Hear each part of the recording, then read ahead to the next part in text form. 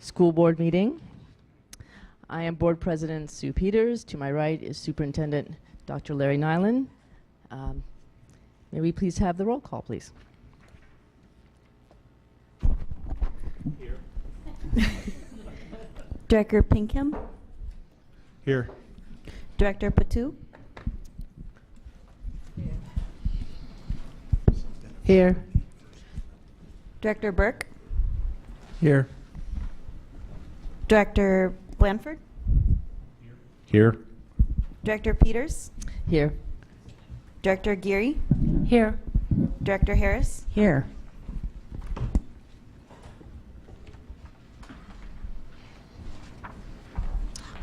Is that everyone? All right. May we please stand for the Pledge of Allegiance. I pledge allegiance to the flag of the United States of America and to the republic for which it stands, one nation, under God, indivisible, with liberty and justice for all. Okay. Now I'm going to hand it over to Superintendent Nyland for our recognitions. All right. We have just one recognition tonight. Due to some scheduling challenges, we did have the city on the agenda. They had a lot going on this afternoon, and then we had a lot on the agenda, so we asked them if we could schedule this at a later date. We do want to recognize tonight South Seattle College and their 13th year Promise Scholarship. I think one of my quotes that I've stolen from somebody long ago is, in order to have, you work 8 years really, really hard, and then you have instant success. So Seattle Colleges has been working for many, many, many years diligently, and I'm very impressed with the thoughtfulness that they've put into their 13th year scholarship. And they have a foundation that's been very diligent in raising funds to support our students. So great program linked directly to our work around students graduating and closing opportunity gaps. So with that, I'll introduce James Bush. He'll say a few things about the program and then introduce our guests from South Seattle College.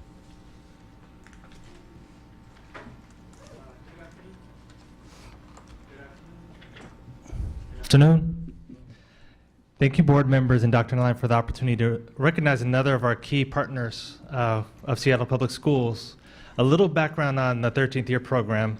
The program began in 2008 at South Seattle Community College, where they created a program to support Seattle Public School students from Cleveland High School and help them attain their dream of a college education. Since then, the 13th year has expanded to Chief Sealth High School, Rainier Beach High School, and will begin serving West Seattle High School in 2018. Unlike other Promise scholarships that guarantee funding for college, the strength of the 13th year program at South Seattle Community College is that, in addition to financial support, students also receive a robust level of support for preparing for college through a readiness program. The program serves diverse SPS graduates, of which 3 out of 4 are students of color. 24% are African American, 24% are Asian American, 15% are Chicano Latino, 17% are white, 1% are Native, and 11% self-identify as multiracial. The success of the 13th year attracted the support of the city, which has given South Seattle College Foundation funding to expand the program to 1 Central Seattle High School and 1 North Seattle High School through their sister colleges Seattle Central and North Seattle in 2017-18. I am grateful for South Seattle College's partnership and working to make sure college is attainable for all of our students. Please join me in welcoming Vice President of Student Services, Rosie Ramondo Cherinsap, and Julian Moss, Assistant Director of the 13th year program from South Seattle. Thank you.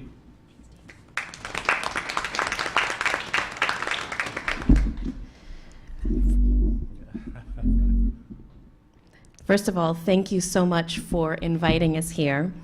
There it is. As James shared, my name is Rosie Ramondo Cherinsap. I'm the VP for Student Services at South, and I'm joined by my colleague here. Greetings, Julius Moss, Assistant Director of the 13th Year Promise Scholarship Program.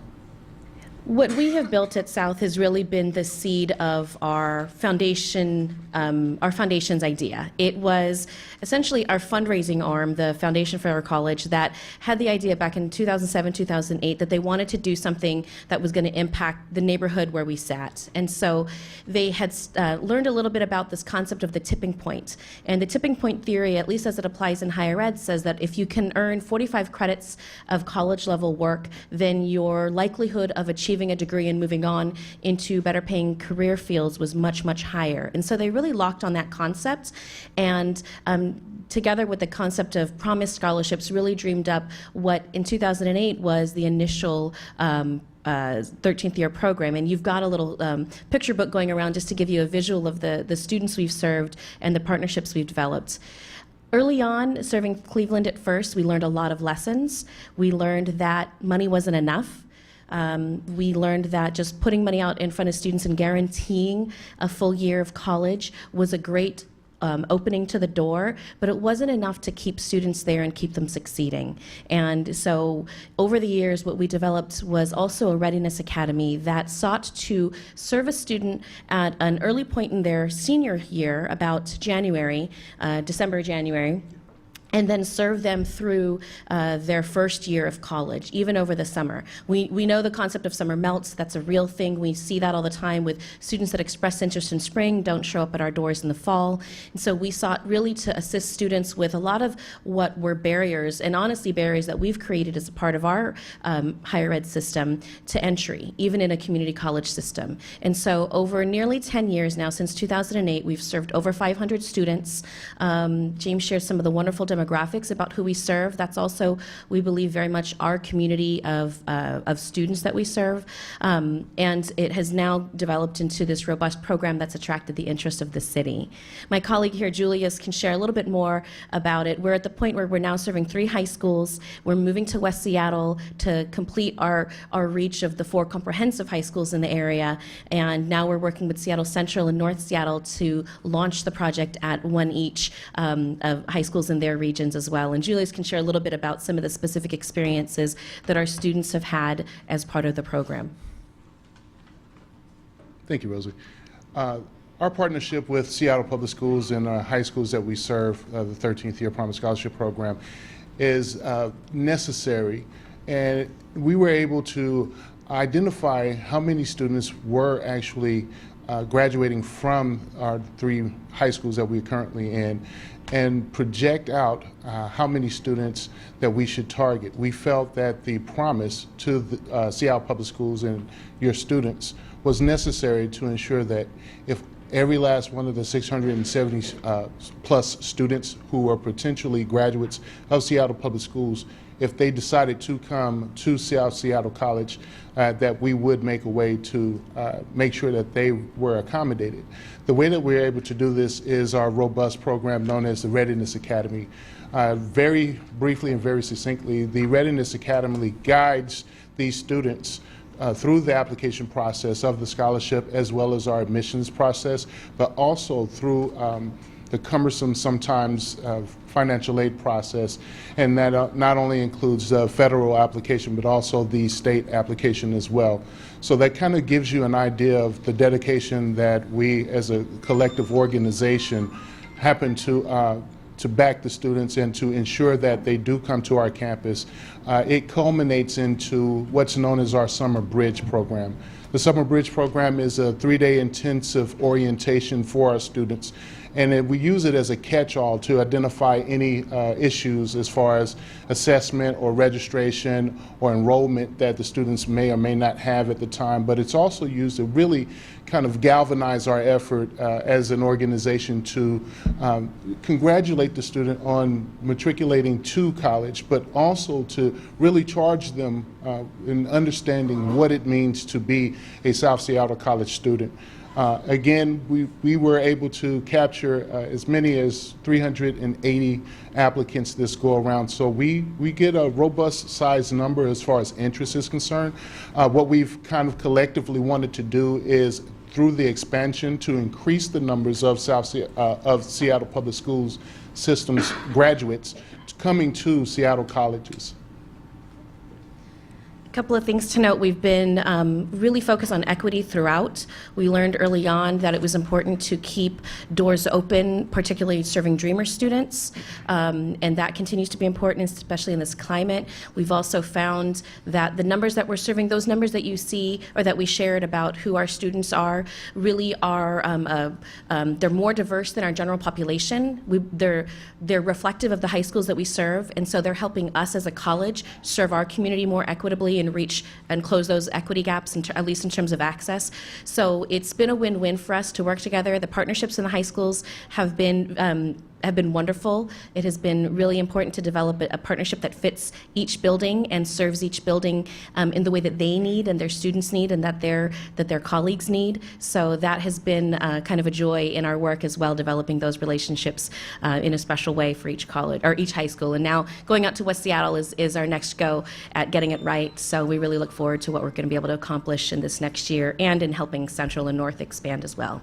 So thank you again for acknowledging us. We look forward to a long partnership, another 10 years at least. Now that our foundation has finished off their campaign, they've exceeded their goal of their campaign, and so now we are able to continue the promise into perpetuity to serve all future graduating classes out of each of the 4 high schools and in the South Seattle region. So thank you.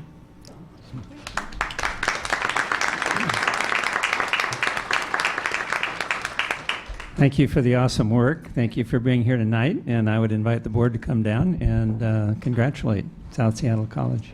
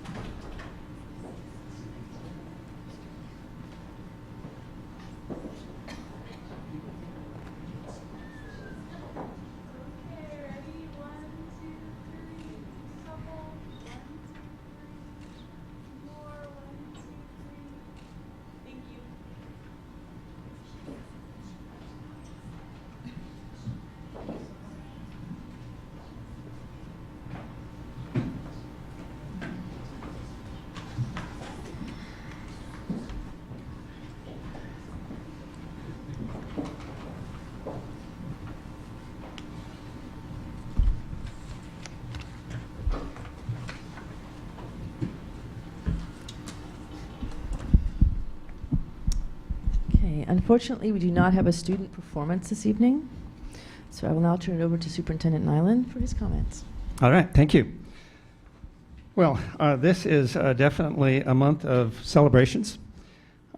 Teacher Appreciation Week, Education Appreciation Week is officially actually the first full week in May, which is next week, but many of our schools have been celebrating this week. I think we all remember that 1 or 2 or 10 special teachers that we had in our lives that made a difference for us, and certainly appreciate our teachers, our educators who make good things happen for our kids every day. This week was also Bus Driver Appreciation Day on May 1st, and I guess that was, I don't know if that was, it was certainly doubly appreciated in that there was a lot of good work by many staff members to avoid some of the demonstrations on May 1st and keep everything moving smoothly for schools that week. So we certainly appreciate our bus drivers every day of the week. School Nutrition Employee Week is also this week. Particularly Friday, May 5th, for School Lunch Superhero Day. Nurses Appreciation Week is starting on May 10th, and certainly appreciate the work that our nurses do to go above and beyond to address students' health and well-being. And also this month is Arts Education Month and Asian Pacific American Heritage Month, which we'll comment on in greater depth at our next board meeting in May. Tonight, I'd like to share information on our strategic plan, some of the good news, and some of the hot topics. Way too much information in here, so the superintendent presentations and visits are many and lengthy. They're on the back table. and many opportunities for our community to be involved in schools, and that list is also on the back table. Our strategic plan has 3 goals, the first one being educational excellence and equity. We appreciate the work of the African American Male Advisory Committee. They've continued to meet every month, sometimes twice a month. Appreciate the work that Brent Jones and Nika Lemons have done in staffing that work. They're moving forward with recommendations, and we'll be having some policy suggestions coming to us soon. The Seattle Schools Scholarship Fund Committee is active and doing good work. There's a display outside in our foyer outlining people who've contributed to that. That's coming up here on May 11th. Must mean that we're getting close to the end of the school year, when we get to recognize students from each of our high schools and hear their poignant stories of challenges and opportunities that they are looking forward to. With that, I would invite the president of the Seattle Schools Scholarship Fund Committee to come talk a little bit about the ceremony and things that are planned. So thank you very much for the work that I guess happens all year round to make one night possible and make great futures possible for our students. Good afternoon. My name is Eleanor Taves, and today it gives me great pleasure to speak on behalf of the Seattle Schools Scholarship Fund Committee or Board of Trustees. 1 week from tomorrow, as you just heard, on May 11th, we will be celebrating the 42nd Annual Seattle Schools Scholarship Awards Ceremony. In this short I think you're going to be seeing pictures while I'm talking of last year's ceremony. Okay, in this short presentation, I hope to give you a little overview of the history of the fund, our student selection process, and our financial challenges. The Seattle Schools Scholarship Fund was established in July 1974 and has been awarding scholarships of varying amounts to graduating students of the Seattle Public Schools ever since. The amount of the scholarship started at $200 and gradually was increased over the years to the present amount, which is $2,500. The Scholarship Fund is a subcommittee of the Seattle School Board and is currently overseen by 12 extremely dedicated trustees. The trustee roster is comprised of former school board directors, 1 current board director, 2 former principals, a counseling department administrator, a teacher, a former PTSA member, a concerned citizen, and at least 2 other administrators. Besides me, I believe there are 2 of our trustees are present today. One is Kathy Pham, who's probably hanging out at the back of the room, and the other one is Leslie Harris. All of our trustees are passionate about meeting the goals of this fund and willingly meet almost once a month year-round. We are very fortunate to have incredible support from the school board office staff, the financial department, and the general counsel staff office. The students are selected by those who know them best, their teachers and their counselors. The criteria used to make their selections are as follows. Number 1, the student has had to overcome significant obstacles in order to earn a high school diploma. Secondly, the student has to demonstrate the ability to succeed in college, community college, or technical school. Third, the student has to hold a minimum GPA of 2.5. 4, the student has exhibited a recognizable contribution to the community or school. And finally, the student must graduate with the current graduating class. Every one of our high schools has the opportunity to select at least 1 student. Each comprehensive high school selects 2 students, and non-comprehensive schools each select 1 student, for a total of 26 recipients each year. Our emphasis is and always has been on the fact that there have been severe obstacles the students had to overcome. Last week, we trustees read the student statements that accompany each selection, and it was startling to learn again what these students have dealt with in their young lives. Homelessness, incarceration, drugs, gangs, violence, deportation, debilitating medical conditions, refugee camps, painful home experiences, and so on.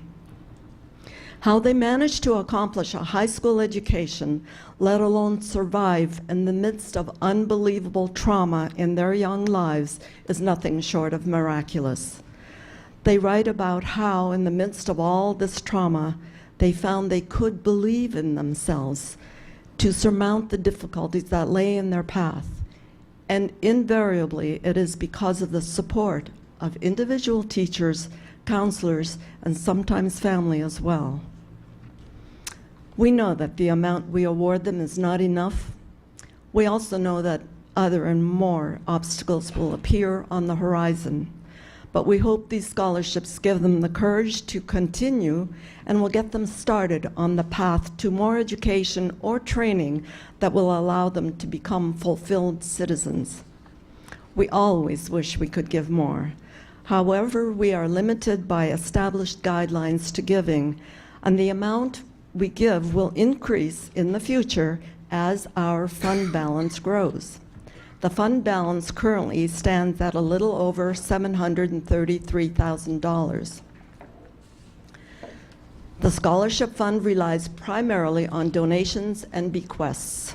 This year alone, the fund received a bequest of approximately $220,000 from one of our recently deceased, ever so faithful trustees, Phil Kunkel, former teacher at Franklin and longtime member of these trustees. And recently, the Seattle School Retirees Association raised its annual donation to $10,000 annually. We make sure donors know that A, every penny of a donation goes into the fund, and B, all donations are tax deductible. Now, you've seen this wall in the lobby back there with a lot of names. I'm going to explain that now. Donations to honor someone, for example, someone who is retiring, or donations to memorialize someone who has passed away, all of these can be recognized on the wall of panels in the lobby of this building. Currently, we have set a goal of a $500 minimum donation as a requirement to have a name or names added to the wall. Thank you for giving me this opportunity to tell you a little about the Seattle Schools Scholarship Fund. And please come to our award ceremony next week, where you can meet the students, talk to them one-on-one, meet their parents, their families, and you can hear about their future plans. You will marvel. It is truly, and I think Leslie Harris can agree with me, it is truly one of the high points of the year for all of us. Hope to see you there. Thank you.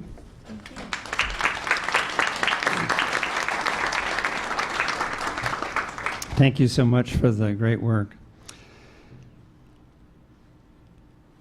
Tonight we want to hear from Maple Elementary School. We've been hearing from our positive outliers, and each year we have a few more, learning from each other and doing the hard work needed to close opportunity gaps and make good things happen for our students. I had the opportunity earlier today to be in Auburn, and OSBI recognized 23 of our schools for achievement awards. And tonight we're going to hear some of the great things that Maple has been doing that make a difference for their students. So with that, I'll introduce Kelly Aramaki, the Executive Director for Maple.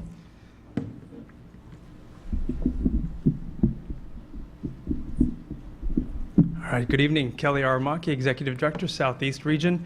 It is a privilege to introduce Maple Elementary. Back when I was a principal, the gold standard that Southeast schools aimed to be like was Maple Elementary. At that time, it was Maple and Mercer that were leading the work around building strong systems, strong interventions, positive relationships with students, and building this culture of learning. And when you walk through Maple, you can sense that in the open concept spaces and in the classrooms. They've received numerous state awards for their work over the past 10 years. Maple continues to be a beacon on the hill and a leader in closing opportunity gaps. It's a pleasure to introduce the principal, Ms. Elena Sanchez. She has been at Maple since 2006. She's been educating kids and leading as a teacher, then as an assistant principal, and now principal, creating lots of continuity and continuing the innovation. As you'll hear, she and her inspiring team of teachers and staff are continuing to lead in our district's work to close gaps. Ms. Sanchez.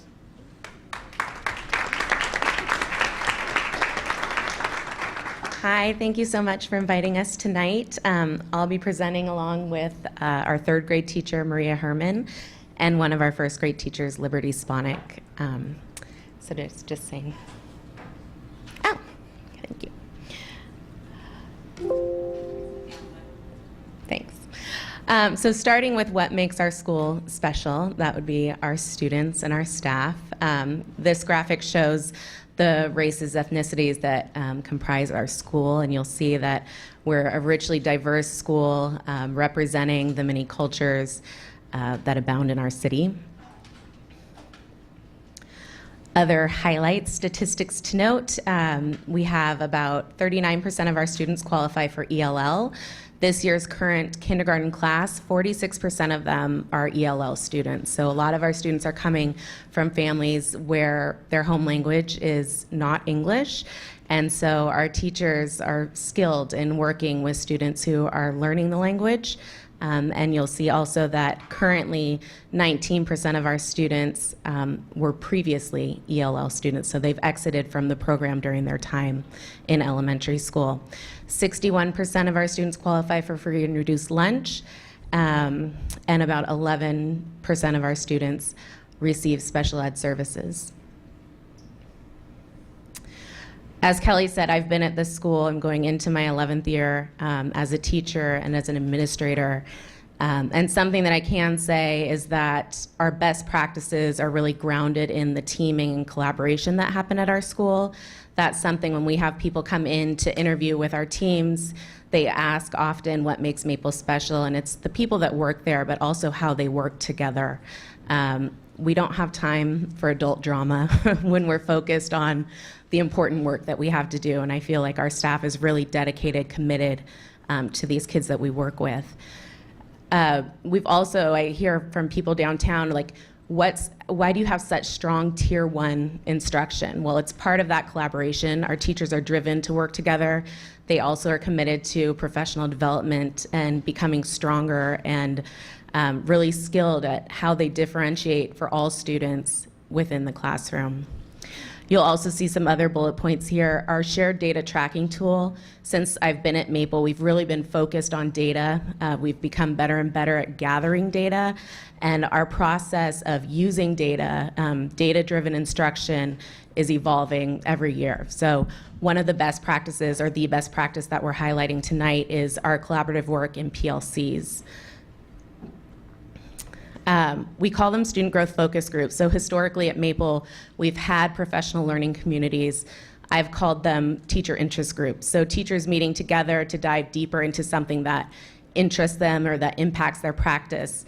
My assistant principal and I over the last couple years have talked about how do we do the real PLC work of looking at data and using that to inform instruction. So we grounded it in the student growth goals that our staff sets in the fall.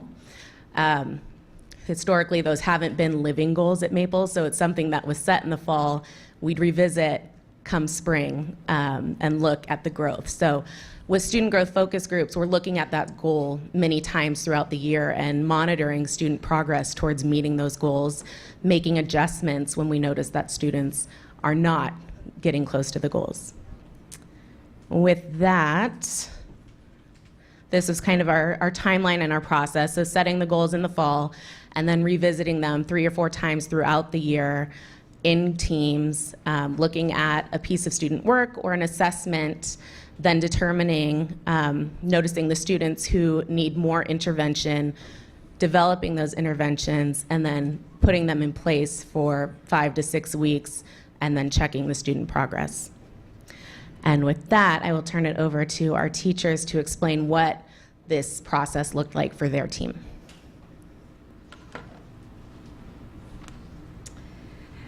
So the first grade team picked the first strategy in November. We looked at how many students were at or above standard for that time of year in reading, in their independent reading levels, and then we looked at how many students were approaching and below the standard for that time of year. And our first strategy that we picked to intervene across the grade level was practicing sight words. So our commitment was to have an adult practice sight words with the ELL students who were not at current grade level standard in their independent reading levels, a minimum of 3 times a week. And of course, we were also continuing to talk about what kinds of reading groups they were in, and those groupings were fluid throughout the time.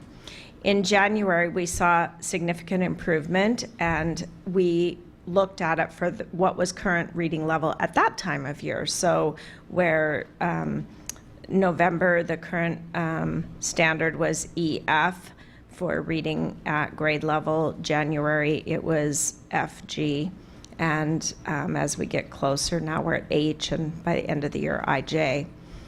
So our second strategy we decided to work on was word families. So we continued strategy 1 with the children who were still below grade level, but we added working with word families and reviewing those lists a minimum of 2 times a week in small groups. In March, when we met, there were fewer and fewer students below grade level. So we've added another strategy. So we continue to practice sight words with a handful of students who still don't have them all mastered. That's only 9 for the whole grade level of ELL students.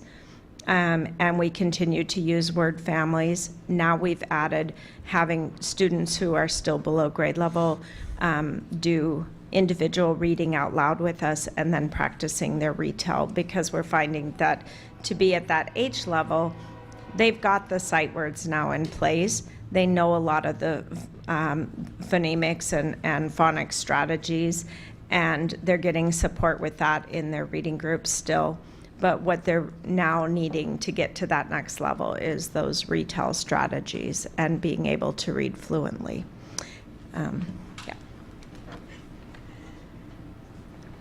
So I teach 3rd grade, and our process obviously looks somewhat different from the 1st grade team. But we start with the assessments that are already built into our curriculum. The past few years, we have been using the Engage New York literacy curriculum and taking those assessments and then focusing on our subset group, which is English language learners.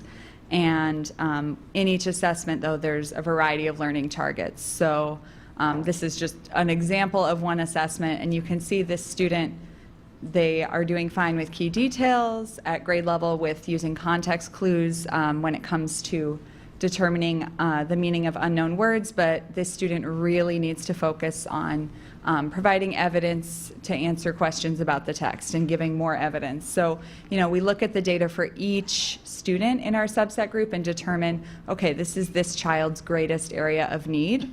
And then as a team, we meet together and figure out what our groups will look like. And this is after each assessment.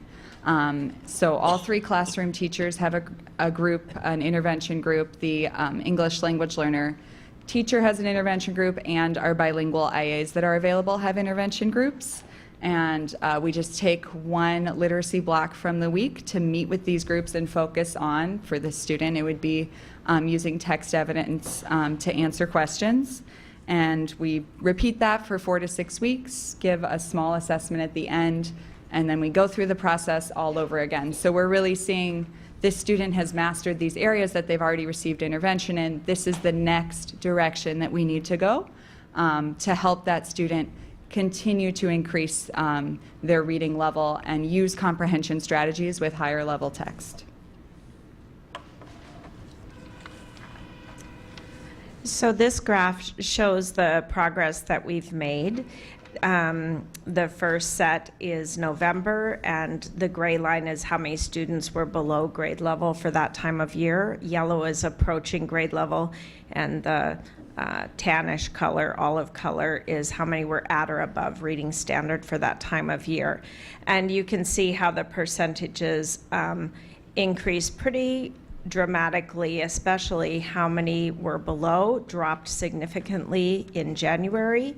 It dropped again in March, and now we see quite a spike in March of how many are at or above grade level in reading. And then we just checked them May 1st to a little bit early so that we could have your current data for you. But we have about 18% of the students that are ELL students in grade 1 now below grade level in reading. That's 9 students, and of those 9 students, 3 have been recently put on academic IEPs. 4 of them have been addressed through the student intervention teams and have individual strategies in place to meet their needs, whether that be some sort of a behavior chart or other specialists that are coming in and working with needs that are getting in the way of their learning. And we're at about 58% of the students that are at or above reading level at this time. All of us in first grade have personal teacher growth goals, professional growth goals that are between 70 and 90%, so we're still going to be working for the next 7 or 8 weeks to get those numbers up. And for the third grade data, the biggest shift that I see is we went from having 7 students who were approaching and below grade level in the fall to having 4. So we've moved students towards meeting, moved 3 additional students into exceeding. And again, as Liberty addressed, the students that are still far below, we really have looked deeply at those students to figure out why, they're making growth, why are they not making as much growth as we'd like to see? And, one of the students who is now far below is new to our school in January. Another is very new to the United States and is making a lot of growth, but still far behind third grade reading level. And then 2 others, one had an IEP at the beginning of the year, and the other one, we've been tracking that intervention all along and now has an IEP. So addressing those individual needs for the students that are not meeting or exceeding, but outside of those 4 students, we are on track to have the rest of our third grade English language learners on grade level or above by the end of the year, which is very exciting.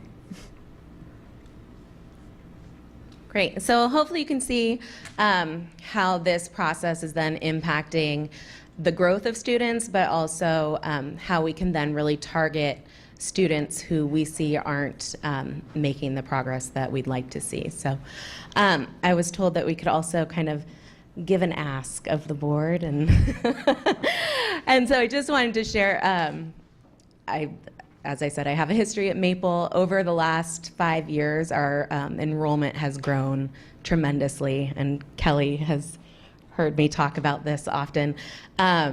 We're bursting at the seams, and so I saw a list of schools that have over 500 students.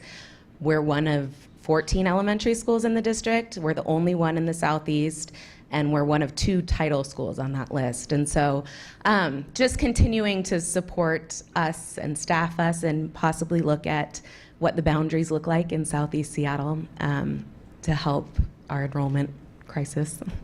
So thank you for that. And finally, we talk a lot about our students, and as a proud principal, that is a highlight. But I also want to acknowledge our staff, who I get teary when I talk about them, but they work tremendously hard. So there's a few of them here. I'd like them to stand up, just a couple, and be acknowledged for their hard work. Again, thanks for inviting us. Thank you. Thank you for the great work and for your presentation. Yeah, Don't Yeah, go we'll away. invite the board down and congratulate you and give you the plaque that we have for you.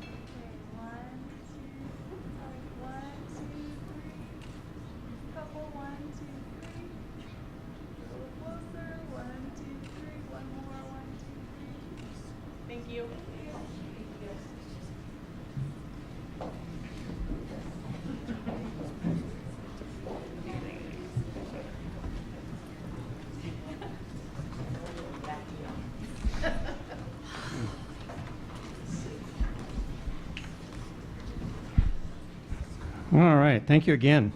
Goal 2 is improving systems, and that's been, we've been consumed by the budget. So we now have a budget that recognizes a $50 million budget shortfall.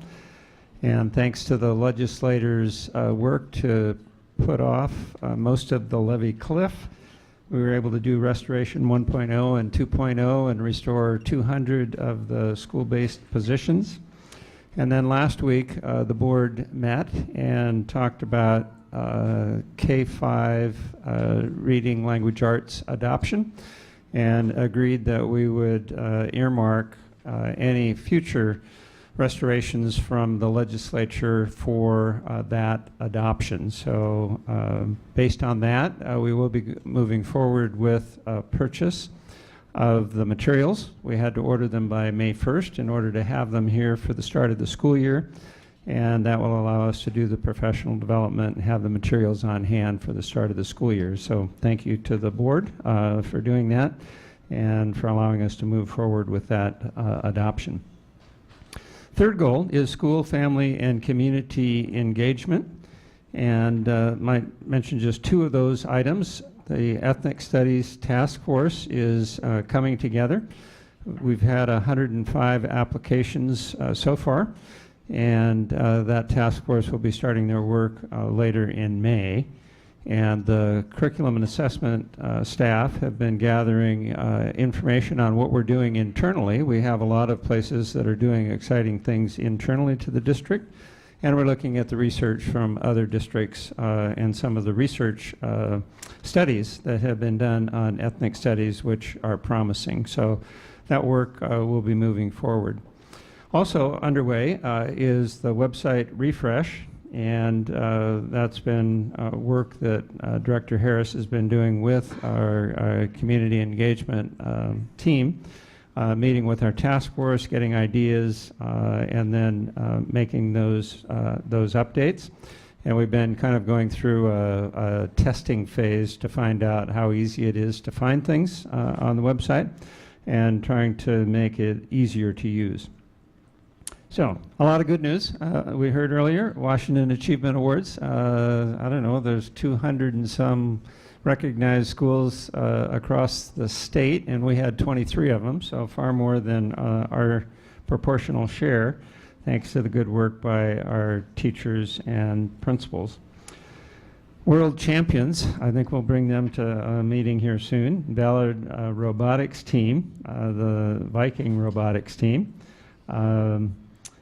won one of 2 world championship events for high school robotics. So that's huge. It's a really exciting opportunity for students to apply skills and sometimes work 24/7 to figure out how to make all of those things work, how to work cooperatively, and they just learn all kinds of great life skills. So congratulations to Ballard. BF Day Elementary School marked their 125th anniversary, so congratulations to them. Upcoming, the Narramore Arts Ceremony will be held on May 5th, and a lot of our student work is on display at the Seattle Art Museum. Director Blanford will be doing the keynote for that event. So great opportunity to see great work that the kids have been doing. Yeah, Earth Day. Schools are busy celebrating that. Washington Association of Educational Office Professionals, way up, had their conference this last week, and Robin Mallory from DOTS was installed as the association president statewide. So congratulations to Robin. Stevens Elementary won a conservation award, a green medal award.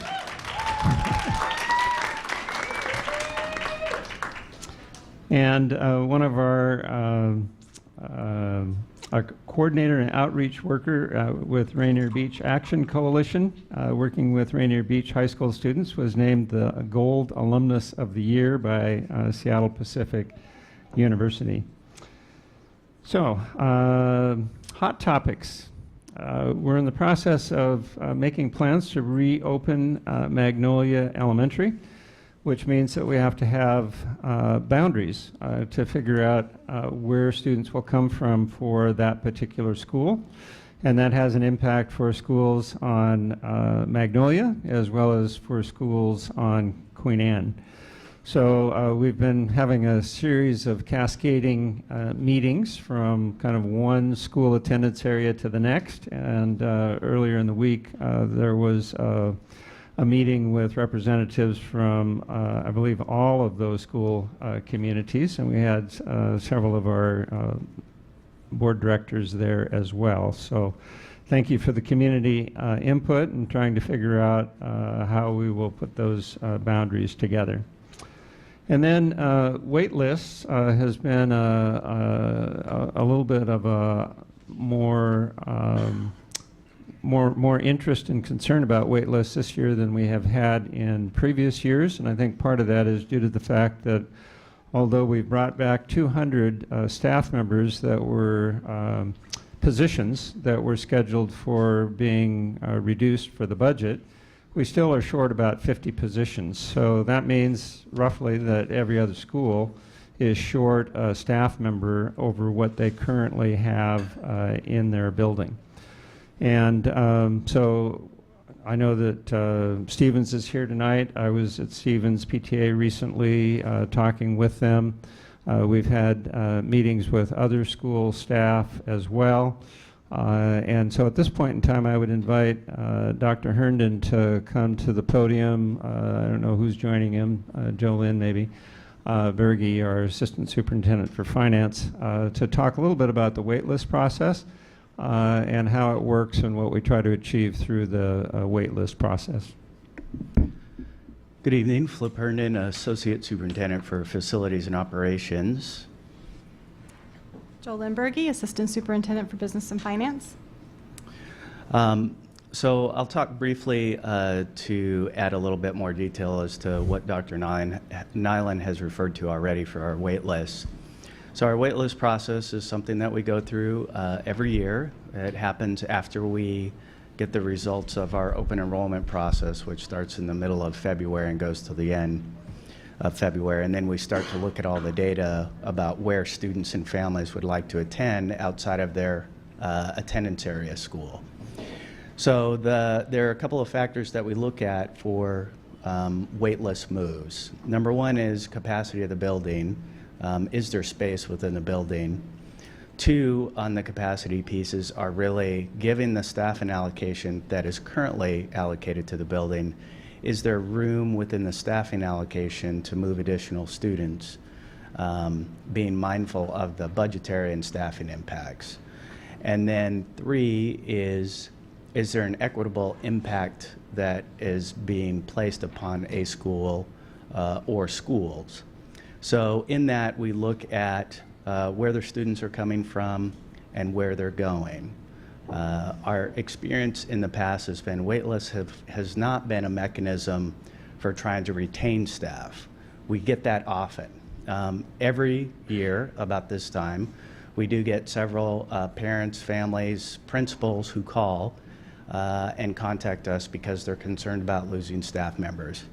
Totally understand that. It's a challenge when your staffing allocation is less than what it was before. But in our case, we're looking at also when you're making a wait list move, that means you have students moving from one building to another, and we have not really done that to take staff from one building to go to another, because sometimes that's what happens depending on the number of students who are moving. So this is a multi-departmental endeavor that we look at.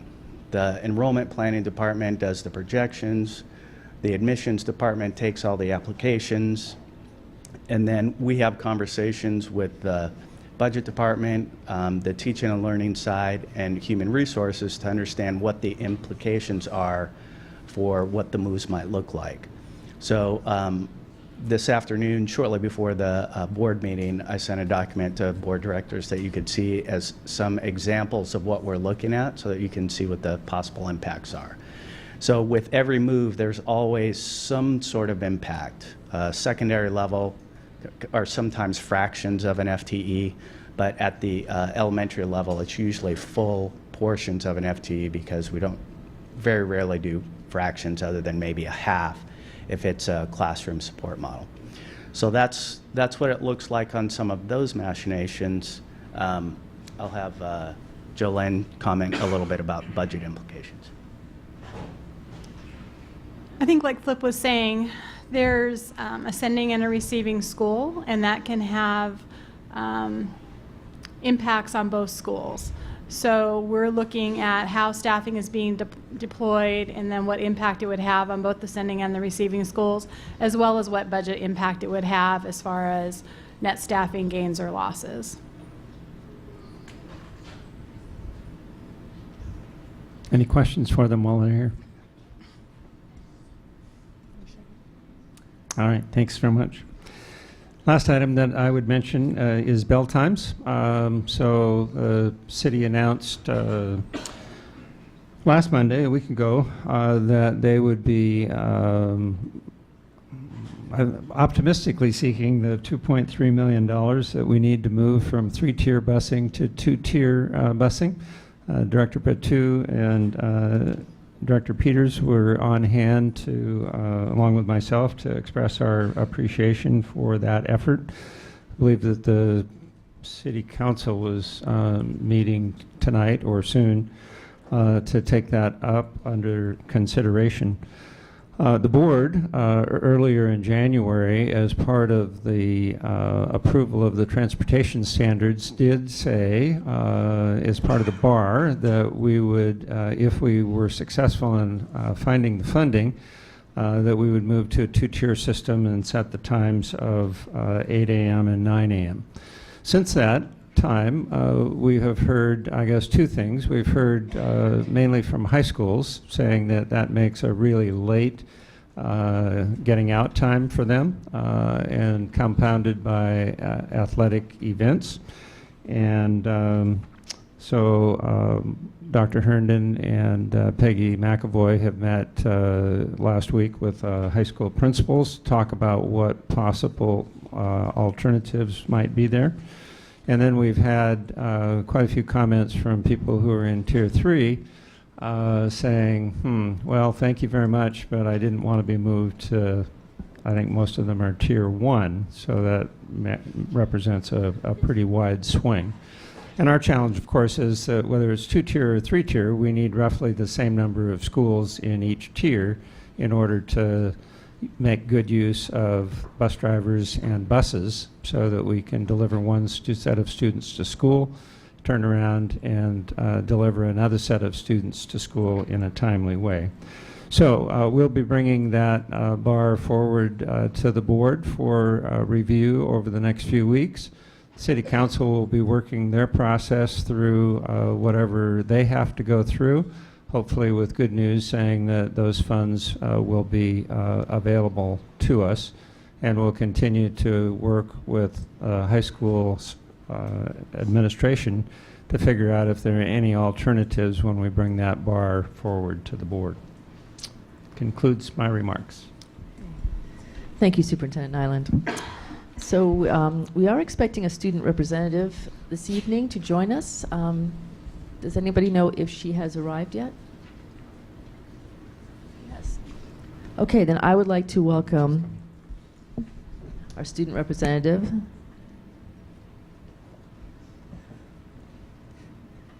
This is Cielo Martinez.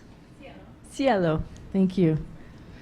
All right, I'm going to tell you a little bit about her. She is from Seattle World School, and she's a junior. And during her time at Seattle World School, she has participated in many leadership activities and is currently the ASB Vice President. As a graphic artist, Cielo continually brings creative ideas to every task that she's involved in. Throughout the years, she's exhibited a great understanding of different cultures and practices inclusivity in all that she does. Her leadership skills inspire new students to become leaders. She also shows school pride and encourages others to do so. So I welcome her to the board meeting and invite her to offer some comments for us tonight.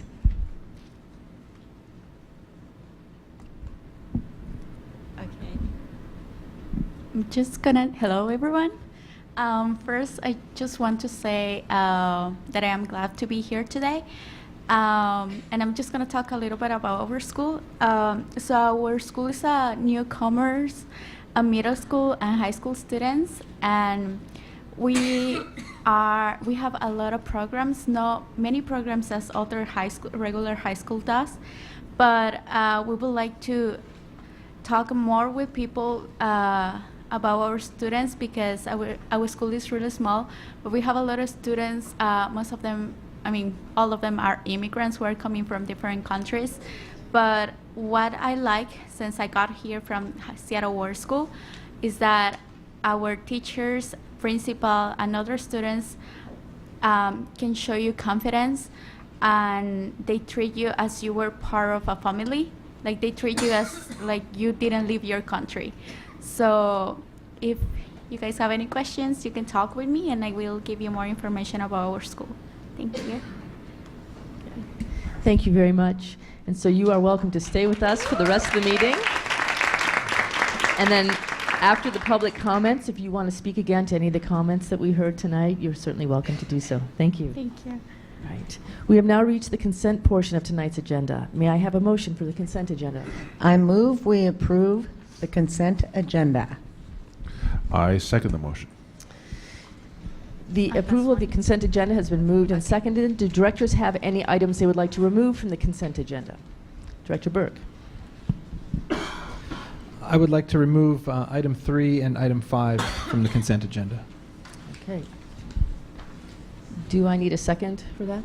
No? Okay. Then items 2, did you say?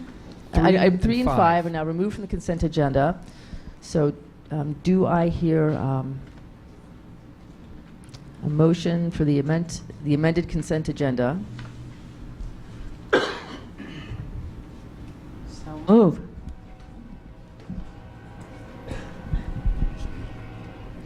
And seconded. Okay, all in favor of the amended agenda, say aye. Aye. All opposed? Okay, Director Burke, would you like to speak to those 2 items? Beginning with item number 3, let me just flip to that. This is a software agreement renewal, which has had a change since introduction, and I asked that it could be removed so that staff could briefly describe what has changed from introduction to now, since it's on the consent agenda. Okay.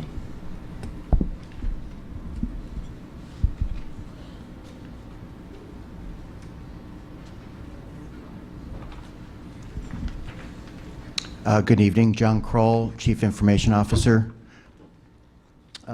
Yes, between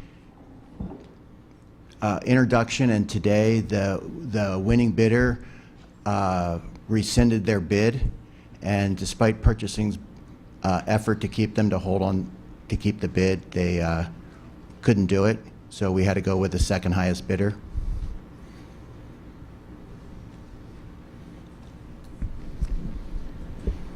Thank you. Is there any type of legal obligation to bidders when they submit a bid, or is that something where they're able to essentially rescind their bid within some some time period or something before it's approved? Generally, they're held to their bid, but from what I understand from purchasing and finance is it's not worth,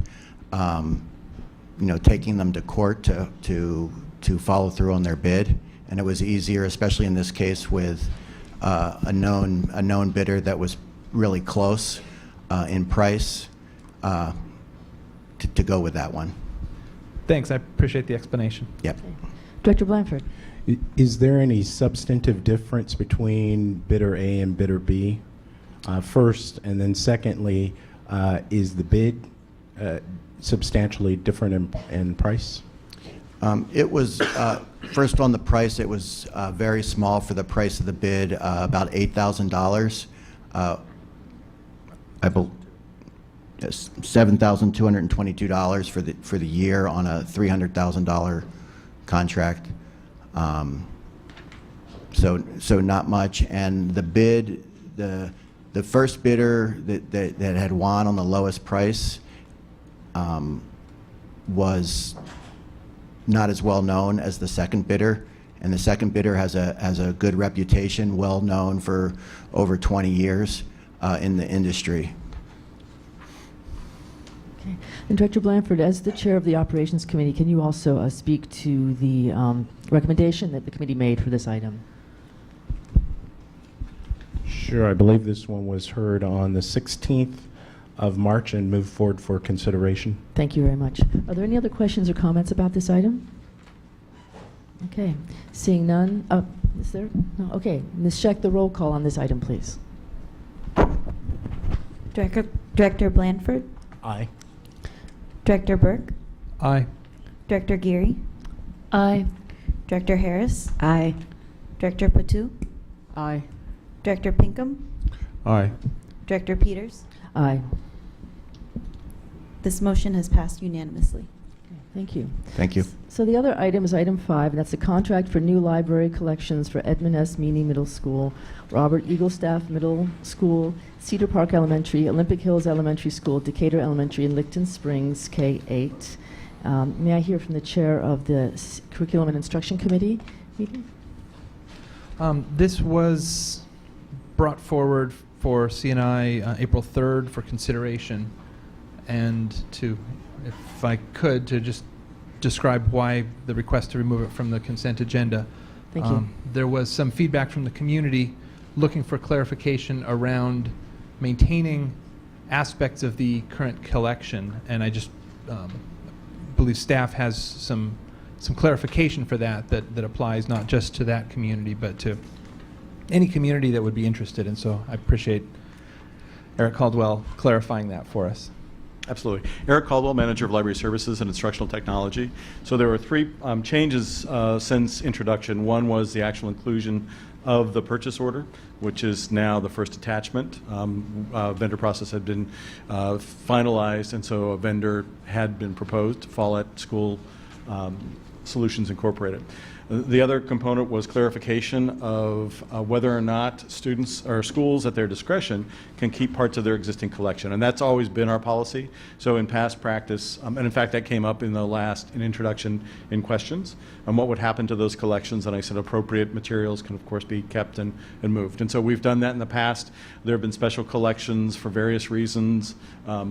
Memorial collections that have been kept and moved from the new locations. So when we were talking about a complete replacement of the library, we were talking about the scope of the actual project, not you can't bring any books along with you at all. So having that amendment or the clarifying language is helpful to that community. They were concerned that all the effort that they put into buying materials for the school would not be honored, and that's not the case. We really appreciate all the efforts that parents and communities take to build our collections and support that. The third piece was just a mistake on my part in terms of the planning capacity for Licton Springs. The board has clearly stated that the planning capacity was 250, and I had listed it as 200, so we just corrected that piece. Thank you. Are there any other questions or comments about this item? Director Harris. Yeah, I just want to say thank you for the clarification and a shout out to John Chapman at Licton Springs, K through 8, who brought this issue to our attention so that we could clarify the bar that is posted and published, to yourself, Mr. Caldwell, to Dr. Kinoshita, to Mr. Van Duzer, who did the clarifying this morning, in fact. It was a team effort, and it was really nimble and elegant. Thank you. Absolutely. If there are no further questions or comments, Ms. Scheck, the roll call, please. Director Geary, Aye. Director Harris. Aye. Director Patu, Aye. Director Pinkham, Aye. Director Burke, Aye. Director Blanford, Aye. Director Peters. Aye. This motion has passed unanimously. Thank you. So we have now reached the public testimony portion of the agenda, but it's not yet 5:30. So we have a few minutes here for directors to begin their comments now, and they can continue their comments after we hear from the public. So are there any directors? Director Patu, thank you. Thank you.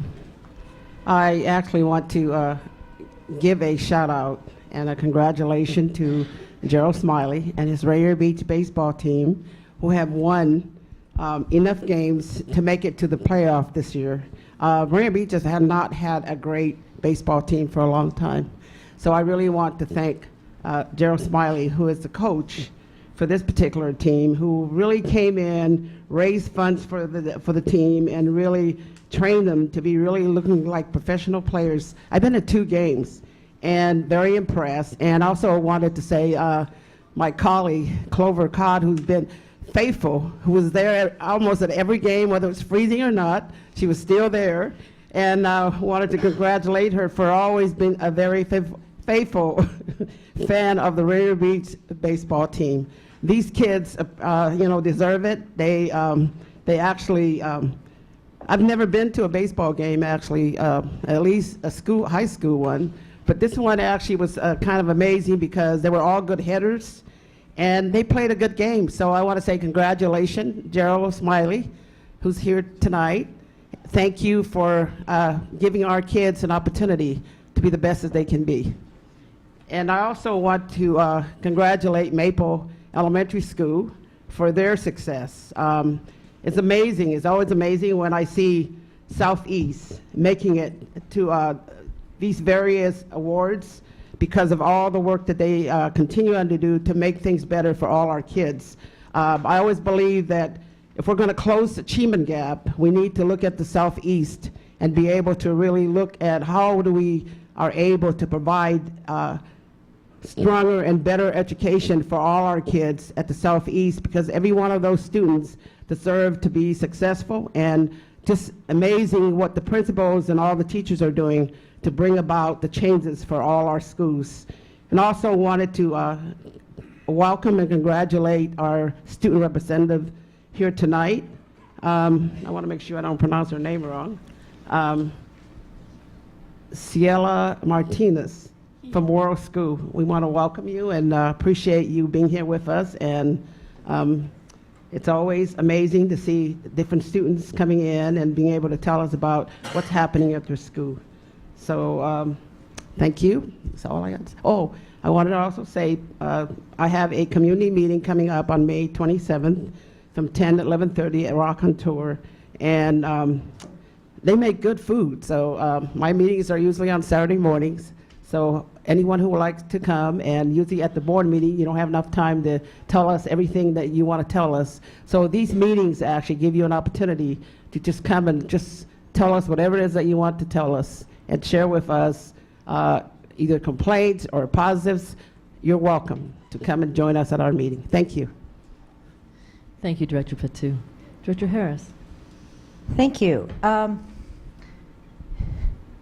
Thank you to South Seattle College, District 6, and they have done an extraordinary job, as have their board of directors and their foundation, in raising so much money.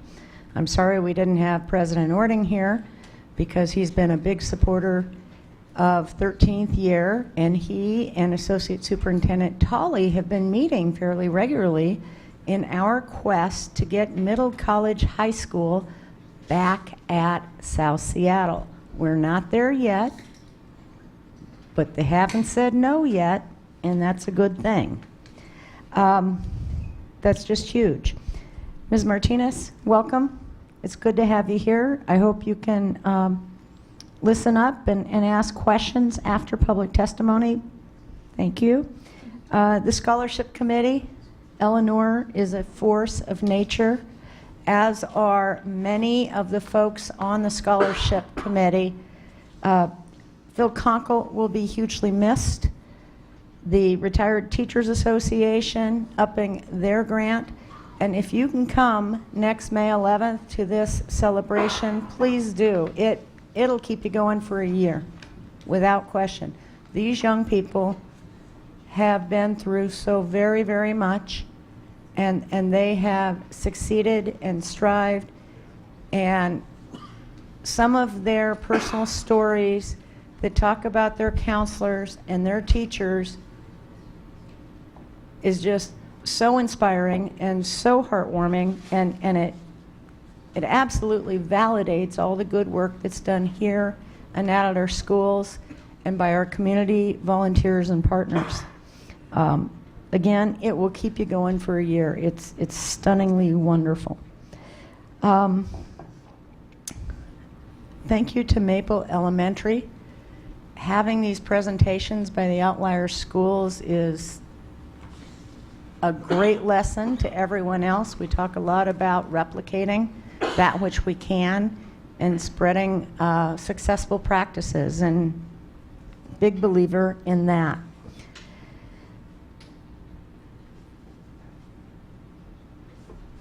Oregon, this last week, in Ed Week, said that they were going to drop the SBAC test for high schools, which I think some of us are going to be watching very closely. They're going to substitute it with another nationally normed test. So we'll stay tuned to that, because as folks are aware, we have an assessment policy that is presently being drafted with our colleagues at SEA, and these are important issues. We hear you. We hear you about the wait lists,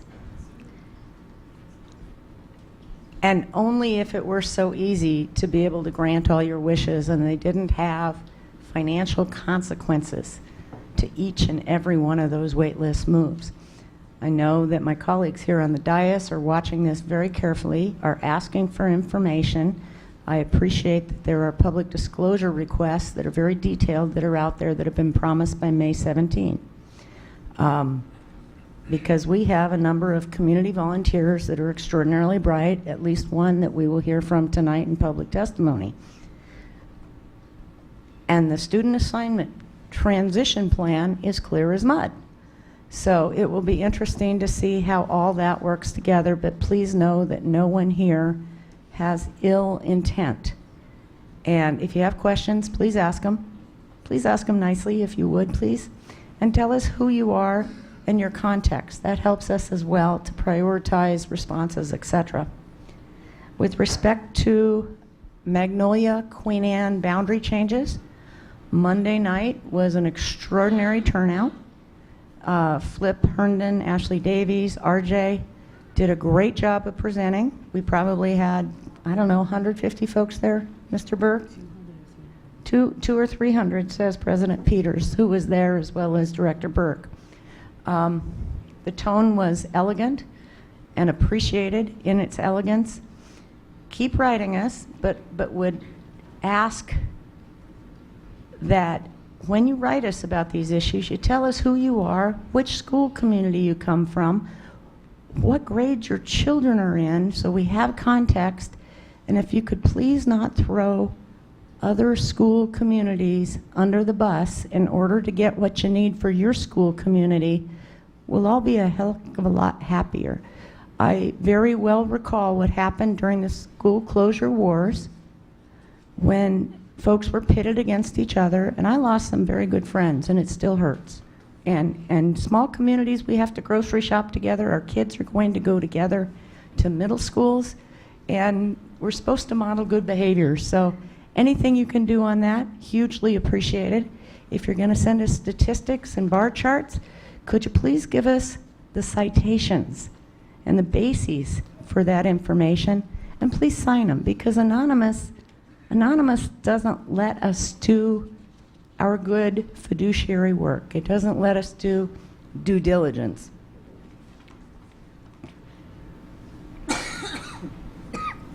Excuse me. I am hoping for May 20th at the West Seattle Library at 3 o'clock for my community meeting. Still has not been finalized. I'm wrestling with the new electronic library scheduling, and I think I'll probably just go there in person. We have good meetings, we have rich discussion, and we discuss controversial issues with respect. We usually have treats, and it's a good time. Please do come. We also hear you on personnel issues. And it's extraordinarily frustrating not to be able to shoot back with what we know, because we have a duty to protect people's due process rights, their privacy rights, the collective bargaining rights, and it, again, is very difficult. So when you write us on personnel issues and/or complaints, A, would love to hear what your suggestions are. B, would love you to copy our executive directors as well, and would like you to put in the subject line personally identifiable information, so your business doesn't end up on the street and a staff member's business doesn't end up on the street. There are some fairly complicated appeal rights, etc., so it doesn't happen as quickly as one might think. It seems so cut and dried sometimes. But, you know, these are people that are working hard, and we want to respect those rights.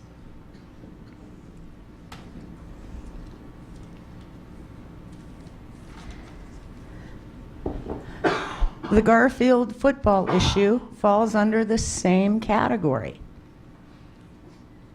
The district has hired an independent investigator, a highly respected attorney here in town, and please know that the district self-reported to WIAA as soon as this was brought to the district's attention.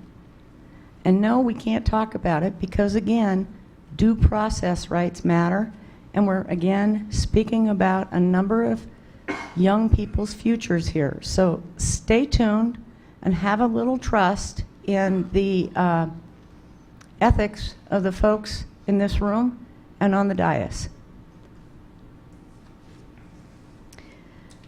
The Fauntleroy Elementary School, which has been sold, as folks know, to the Fauntleroy Community Association, will be having their centennial celebration Sunday, May 21 at 11:30 a.m. So if you know any Fauntleroy alumna, they've got a Facebook page, and it should be a very, very good time. Last, my usual update with respect to the McCleary fines. $100,000 a day, as ordered by the Washington State Supreme Court against the legislature, who has not seen fit to open an escrow account, nor even to frankly acknowledge it, is $62.9 million. There's the pregnant pause to let that sink in. In any event, it is my pleasure and my honor to serve with the folks in this room, and I thank you. Thank you, Director Harris. So we have now reached the public testimony portion of our evening. The rules for public testimony are on the screen, and I would ask that speakers be respectful of these rules. I would note that the board does not take public comments on items related to personnel or individually named staff. I would also like to note that each speaker has a 2-minute speaking time. When the 2 minutes have ended, please conclude your remarks. Ms. Scheck will read off the names of testimony speakers. Thank you. First up, we have Gustavo Alfaro, followed by Hani Ahmed and Fokina Kio.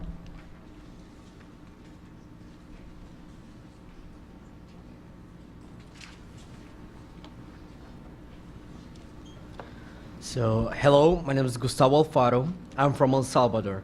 I came to the USA when I was 13 years old. When I arrived to the US, I was on 6th grade, so I never had a chance to finish it in El Salvador. When I got here, I didn't know how the system worked. After 2 months, I figured out how it worked, and I went to Seattle Public School Family Center to enroll.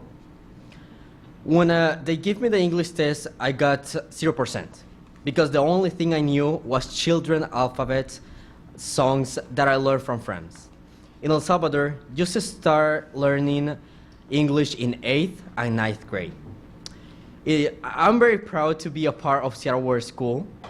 For the students, Seattle World School is really important because most of us feel like a family. We are always there for each other and we work together on academics and school leadership. This year, I have had the opportunity to be president of the association student body. I'm here with my colleague, Cielo, who is the vice president. Our school helps newcomers learn English, and it has a very welcoming environment. My first day of school was really strange for me. I thought that everybody only speaks English, but many of the teachers and the other staff speak many languages, and the students help me to understand everything. I'm a person that enjoys helping other people, so I started translating for other students when I had been here for only 3 months. Now that I speak English well, I work as an interpreter, and I recently passed the SBAC test. After I graduate from Seattle World School next year, I plan to go to Shoreline College to study auto mechanics. I'm very proud to be a part of Seattle World School family. The Seattle School District as an state that has been so strong in its support of immigrants and refugee students. And I'm really thankful to be here and to give us the opportunity to be just standing here. Thank you so much. Thank you.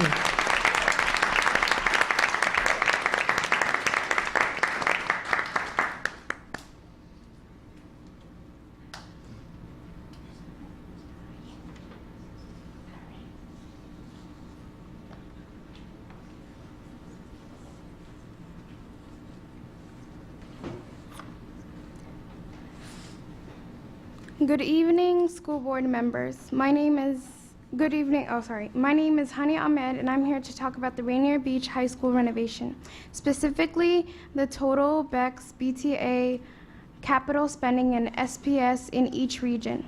Now, as you can see from this poster, the highest percentage is in the North region with 37% of capital spending from previous BEX and BTA levies, while the Southeast region has received a total of 23% of BEX BTA capital levy. Only a small part of that spending actually goes toward improving Rainier Beach High School. Rainier Beach received the Performing Arts Center, which was $6.1 million in BEX 1. In BEX 2, they renovated the CTE Center, which is $500,000, meaning the district spent about $6.6 million. For BTA1 from 1999 to 2003, they replaced gym athletics scoreboard, Wi-Fi network, accelerated technology improvement program, seismic fire alarm system, arts and sciences. In 2005, Title IX upgrade, locker room girls, modernization, energy efficiency upgrades. Unfortunately, they do not have the dollar amount attached to these items. In 2006, they did a waterline remediation. 2007, they did a waterline upgrade, phase 2. In 2008, they did a HS improvements.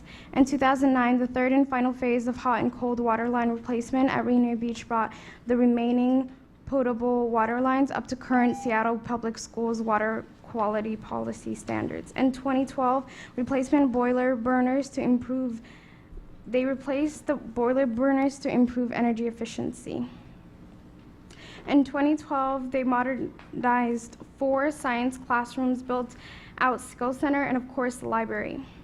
Capital planning staff modernized only 4 science classrooms. Why not all classrooms? Unfortunately, they do not have dollar amounts. I also find it interesting that Rainier Beach High School was included in BEX 3, but only 25% of the funding came from BEX, while 75% came from BTA. Excuse me, I'm afraid I'm going to have to ask you to conclude your remarks. Yeah. But you can certainly send your entire comments to us as an email to follow Okay. up if you'd like. Thank you. Thank you so much.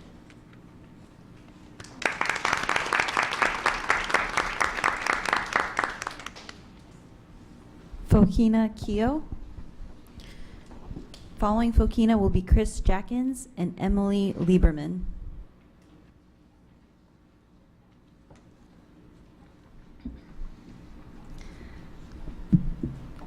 Good evening, school board members. My name is Sokina, and I'm a student at Rainier Beach High School, here to talk about our much-needed renovation.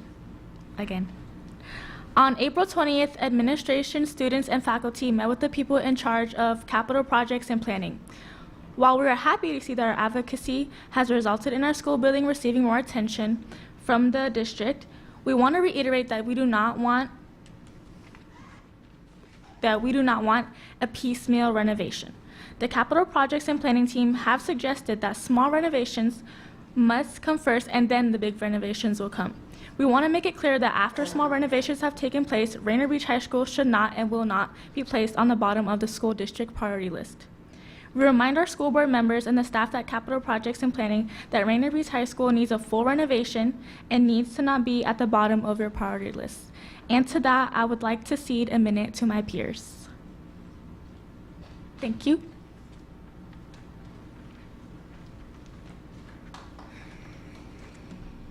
Good evening, school board members. My name is Kaylani Tinitali, and I'm a senior at Rainier Beach High School. I'm here to talk about inequality in capital projects and planning. What I've given you is a list of BEX 1, 2, and 3 schools. BEX 4 is not included because it's still happening. Nonetheless, it's not surprising that Rainier Beach High School is not on BEX 4. Now, if you haven't noticed yourself, I'd point out that the most, if not the major high schools we've received modernization, complete renovations, or new buildings and additions. I'll name some of the list. Nathan Hale, spring 2011, modernization. Ingram, winter 2011, or 2010, new addition. South/Denny, 2010, 2011, new building, new fields, and modernization. Nathan Hale, in 2009, new addition. There's plenty more upon that list, but the last Rainier Beach High School had something added was the Performing Arts Center in 1998. 19 long years later, and no complete renovation, modernization, and entire building, and no new additions since 1998. Thank you. Thank you very much, and thank you for this list.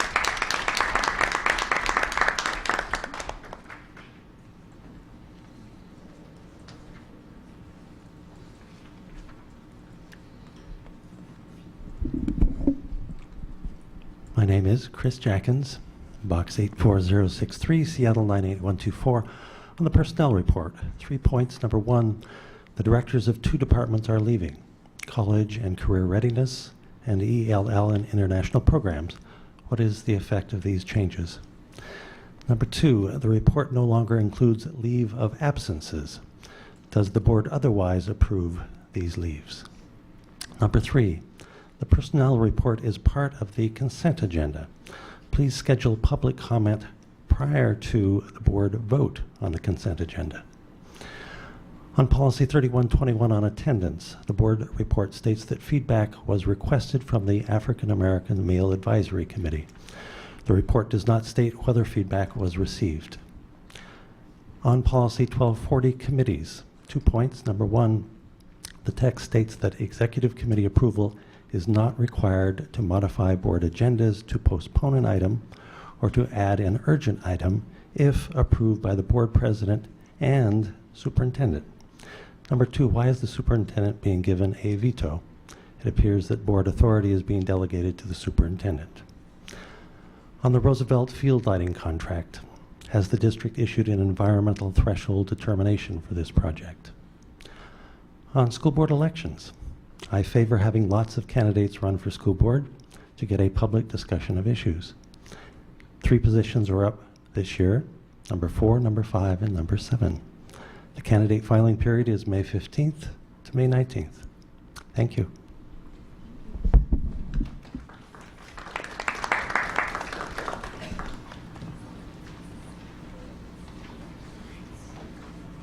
Hi, my name is Emily Lieberman, and I have been a parent at Stevens for 6 years. Our community wants to thank you for your service on this school board.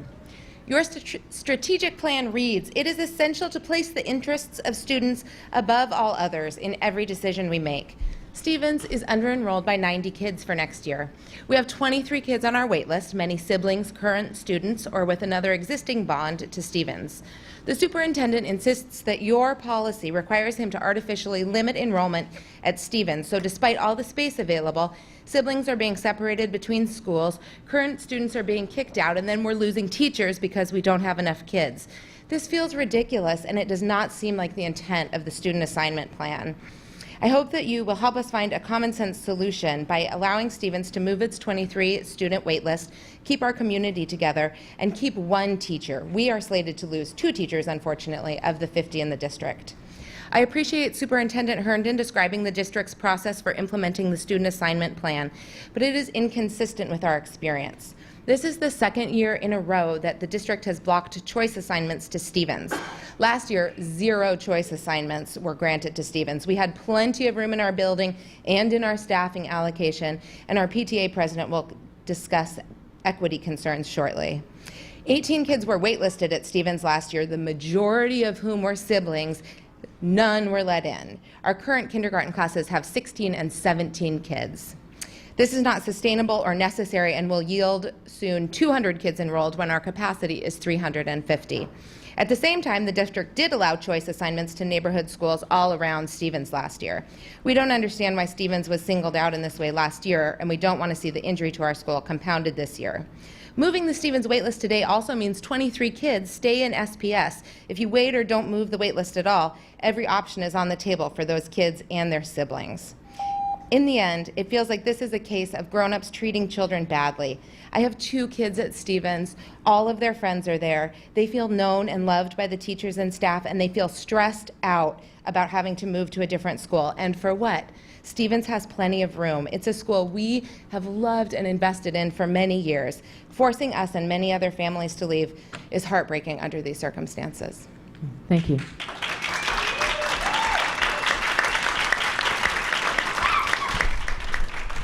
Next up for public testimony, we have Danielle Rice, followed by Ethan Rogers and Jenny Peabody Rhodes.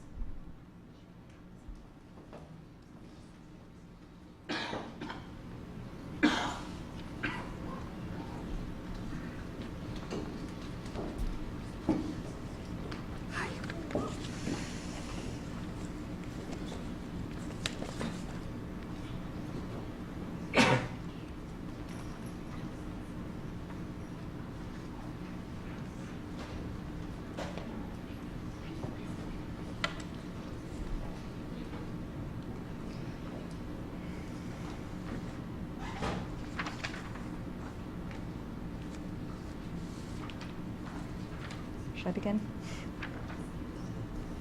Go ahead. It'll start when you talk. Hi, my name is Danielle Reese, and I'm here to talk about my amazing, vibrant, interesting, introspective, sensitive son, Oren Sternberg, my 6-year-old, who qualifies for Access, the Access program, and he was assigned to Olympic Hills, which, as you can see from the map that I gave to you, is about an hour-long bus ride away from our home for a kid who has pretty severe bus anxiety. And we were just amazed to figure out that we have a school right in our backyard, 12 blocks away from our home, walkable, Thornton Creek, that is just an absolute perfect fit for him with social skills built in, social skills groups built in, 2 years with the same teacher for my anxious middle child who just takes a long time to build trust and relationships. I know that the school wants a second access classroom. I know that they have the room for a second access classroom. So imagine how thrilled we were to figure out, after open enrollment decisions were announced, that we received a spot at Thornton Creek in Access. And we were just like doing cartwheels. And Oren was super excited. And He went to visit the building and figured out all of his friends that were going to be there and figured out we were going to bump into them at the park. And our family and 4 other families that this happened to, so that's 5 children that this happened to, were absolutely crushed, like crushed when we figured out a week later that we were unenrolled from Thornton Creek and put on the wait list at Thornton Creek and reassigned to our original assignment schools. The Special Education Procedural Guide mentions several times in several places that the best policy for least restrictive environment for special education students is the school that is closest to their home. And I'm trying to figure out how it makes any sense to take a kid and bus them an hour away when we have a school literally in our backyard that is a perfect fit for him. We're looking for a second classroom at Access. We're looking for more transparency in the enrollment process. My special education student, my son, is no less of a general education student than his general education peers. Thank you.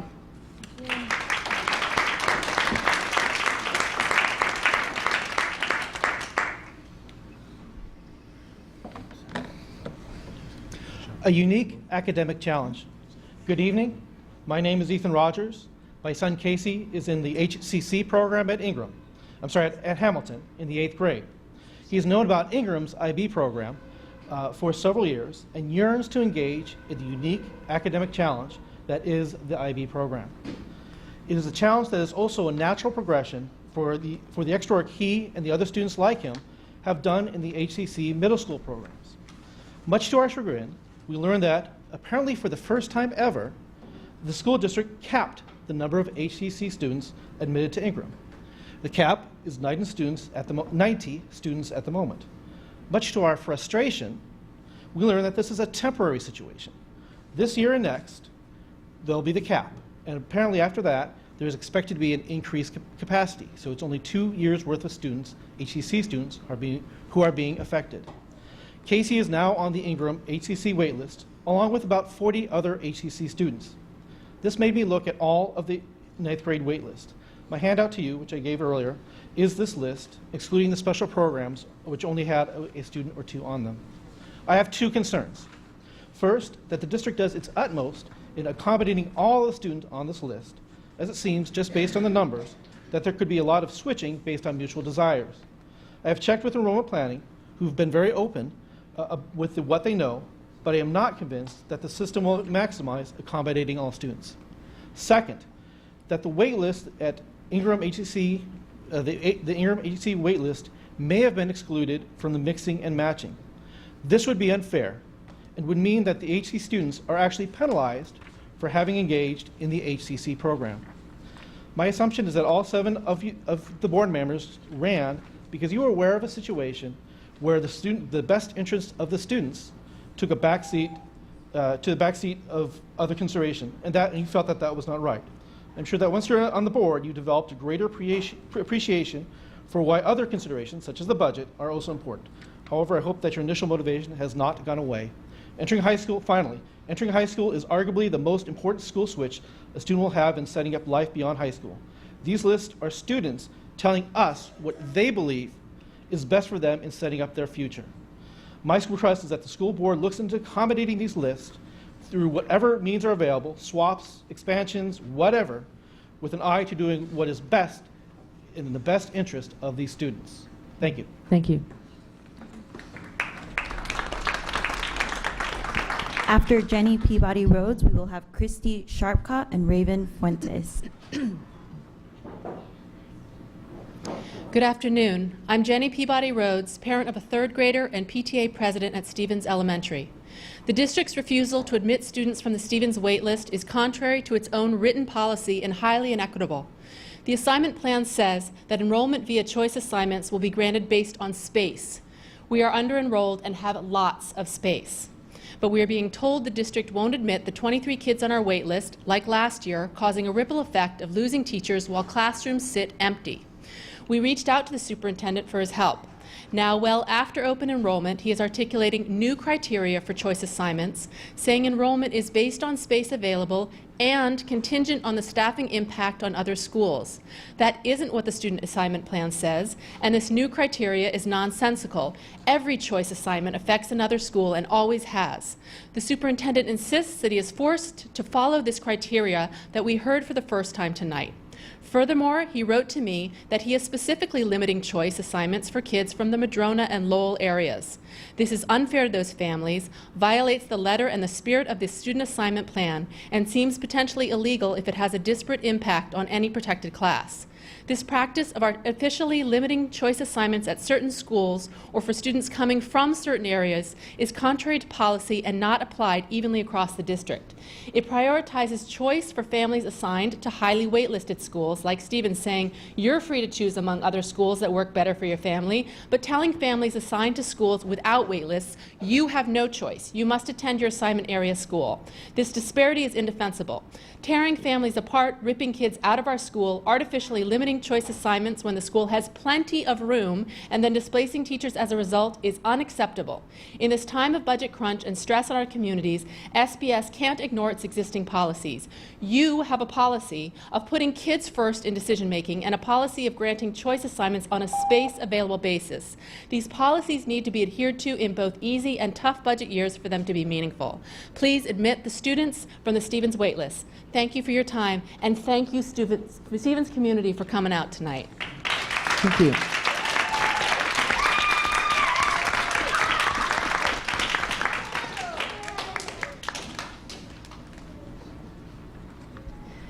Good evening. My name is Christy Shapcott. Each year for her birthday, my daughter Nairi asks her party attendees to purchase a book for the Dearborn Park Library instead of a gift for her. In less than 3 weeks, Nairi will be collecting her third set of books to deliver to the library. The librarian makes a little show of it by placing a dedication label in each book. Her classmates and her younger sister Una love coming across books with these labels. Una, who turns 5 next month and is slated to start kindergarten next fall, is already making a list of books she wants to donate to Dearborn Park. Una is currently only waitlisted to attend Dearborn next year, despite having an older sister there. We are concerned to hear that our school is projected to have only 49 kindergarten students next year, while the wait list is at 24, and that no students living outside the neighborhood will be allowed to attend. Calls to the enrollment office ring and ring with no option for leaving a voicemail, and we've been unable to get answers to our many questions. Each year, Dearborn receives lower than actual projections, which leaves the school scrambling to hire teachers in late summer. Our school has a small attendance area, but the international program attracts many families, and we have had large wait lists for the last several years. Due to the low projected enrollment, we're likely to lose 2 teaching positions, which would jeopardize our immersion program. We've been told our immersion program needs to be split grade classes, but this would put our fledgling program at risk, as it is not possible to teach immersion with fidelity in a split grade class. Please remember that these decisions have real impacts on real kids and their families. By including those on the wait list, our Southeast school would have enough students to keep our immersion classes as single-level classes. Families seek out Dearborn Park because being multilingual is critical in today's global economy. Please don't endanger or eliminate our immersion program. Thank you.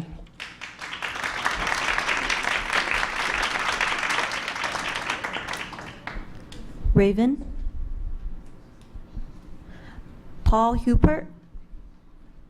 After Paul Hupert, we will have Virginia Andrews and Kelly LaRue. Good afternoon. I am Paul Hupert. For 3 years, our family has been deeply involved at Dearborn Park International School. Our younger son, Lars, who has grown up in this vibrant community, is ready for kindergarten. However, he is on the wait list with no assurance of getting in. There have been struggles. Last year, we had no permanent Spanish teacher until March. In response to these issues, the district made the hiring of immersion teachers a priority, as waiting until the posting date for hiring in general makes it too late to fill such specialized positions. The budget for the upcoming year eliminates the vice principal and 2 teaching positions. This has led to the imposition of split grade classes. That is an especially large burden on teachers in dual language programs. This added challenge will degrade the educational opportunity for our children. The teaching positions are being eliminated as a result of Dearborn Park being under-enrolled. Only 2 rather than the current 3 kindergarten classes are planned. This would create an especially large void in a dual language program, as students without the language background could not be added to the school in later years. Attrition will shrink the number of students even more, effectively starving our program to the point that it will not be viable.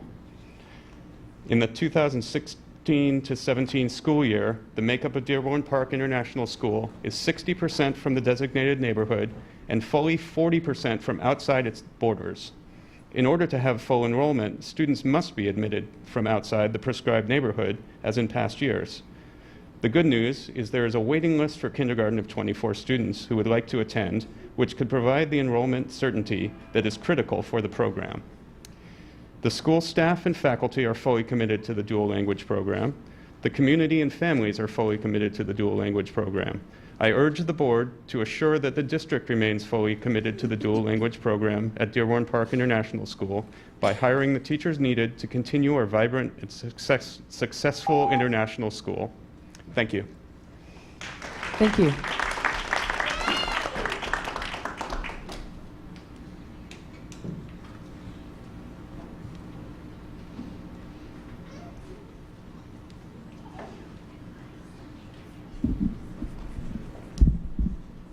Good evening. My name is Ginger Andrews. I'm a third grade teacher at Stevens Elementary. I'm also a National Board Certified teacher. I'm a career ladder teacher. I am a PTA teacher liaison, and I'm a voter and a homeowner in the Stevens neighborhood. Thank you, darlings. On the first day that we reported back to work this year, our staff participated in a district-wide professional development that underlined the crucial nature of the relationships between staff and students. This is a position our superintendent has taken. This is thoroughly backed by research. We know that the relationships between the adults and the children at school can really save children who are at risk. So I'm here tonight to speak on behalf of one of my students who can't come speak for himself. He's a beautiful boy. His family came from the Philippines when he's quite small. He's been attending Stevens since kindergarten. His family has not moved, but he is being told that he cannot return. He is being displaced to a school where he does not know anyone, and no one knows him. He is grappling with these emotions while he is trying to focus on his education every day. And he asks himself every day, why do other kids get to stay and I don't? The pleas of his family to be allowed to stay with us have not been accepted when they have approached through inquiry process and the other channels that are open to them. The pleas from our staff that we have taken up the chain of command at SPS have been denied. So I'm left with the opportunity to come before you tonight and ask you to let us walk the talk and let my kids and our kids stay at Stevens to complete their elementary education. Thank you. Thank you.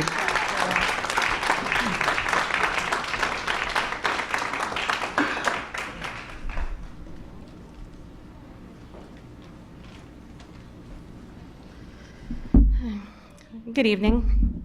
My name is Kelly LaRue, and I have been testifying on enrollment and budget issues since the day of the Olszewski crisis.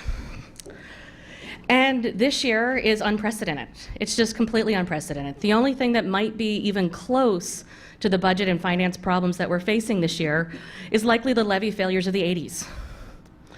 And during this year, I have been very proud and incredibly impressed by this board and the finance team in their partnership with parent communities to be clear and transparent and to work together to restore the funds from the levy cliff. And I'm here tonight to highlight two potential problems and a breach of that trust and transparency.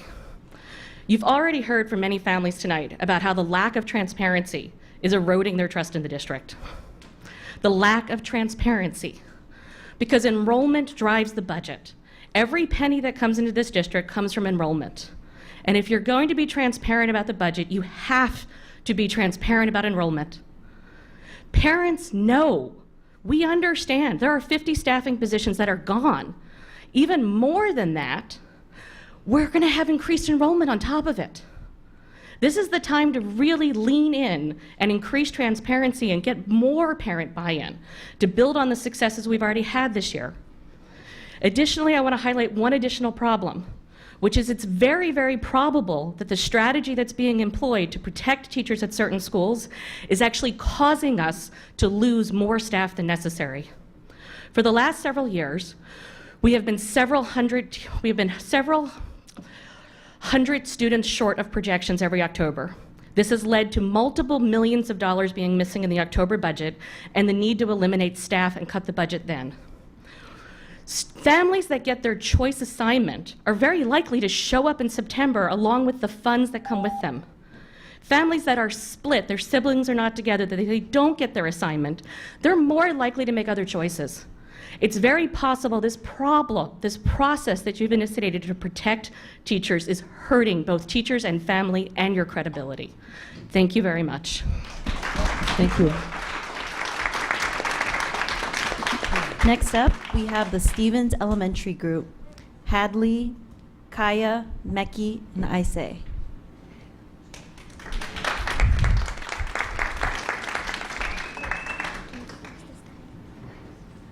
I'd like to say, but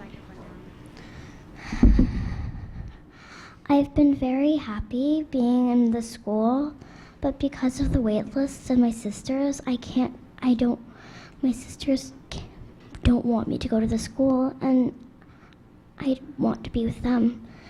So I'm moving. I really want the teachers to come. I want the teachers to stay, and it really makes a difference.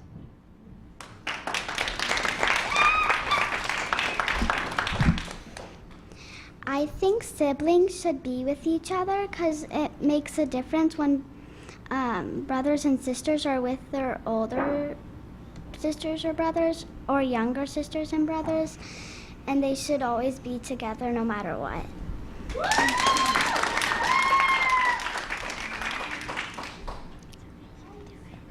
I think it's sad that we're losing staff at schools and children because they're in certain areas of other schools and they can't come to the school. I think they should learn and be taught and play together because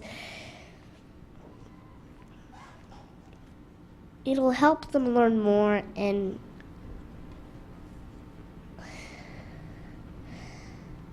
I don't want to leave Stevens, and I don't think anybody else wants to leave their own school just because they're in a different area and not in the area of their school. Thank you. Next up, we have Allison McLean.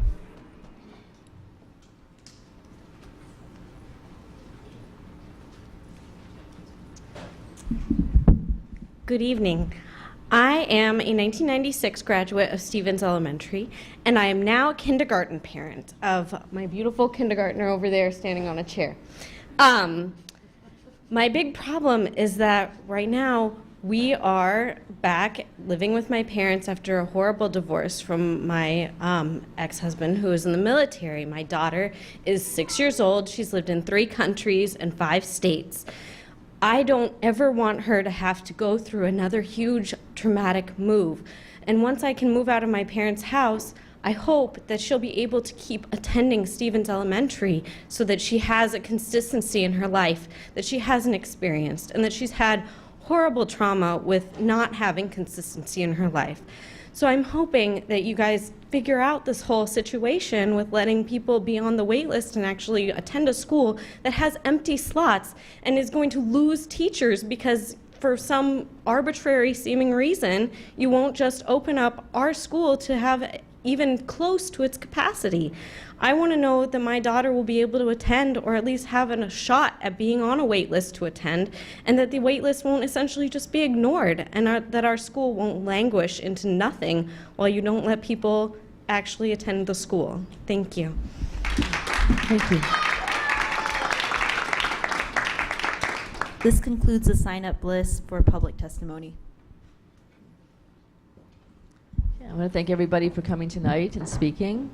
And now directors will be able to respond to any comments tonight, and they will also be able to add anything else they'd like to add.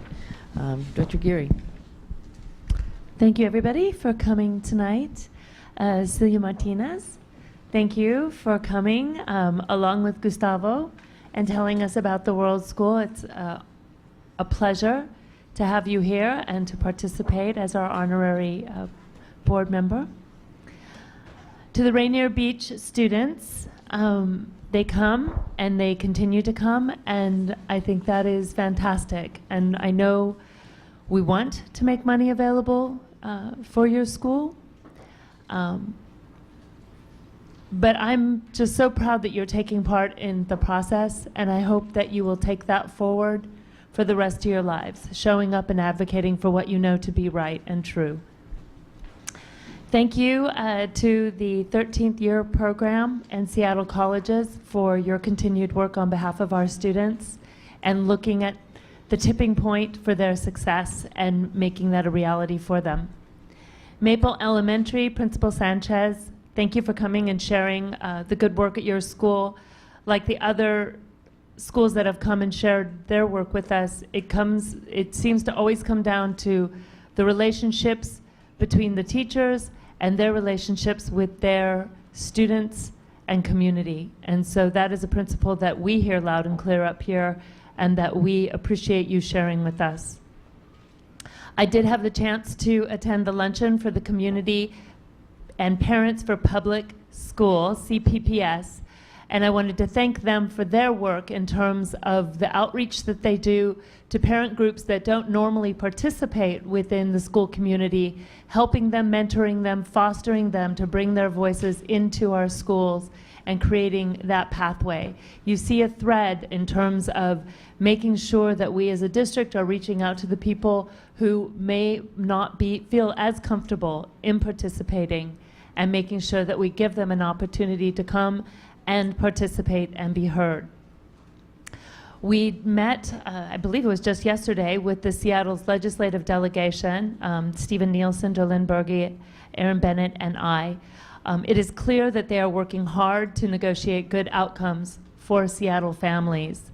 It is clear from their message that trying to balance the need to pay for basic education throughout our state, as well as allowing Seattle families to continue to supplement through our levies for things beyond basic education, such as art and music, and things that we would consider to be basic education, continues to be a struggle in Olympia.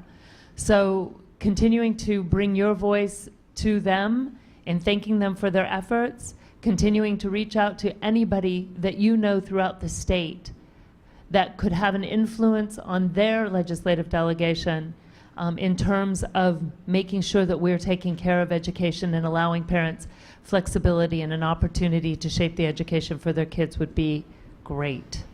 I want to thank the Seattle Times Ed Lab. I finally got a chance to go to one of their Ed Labs after sending them several emails asking that they please not schedule those events on Wednesday nights.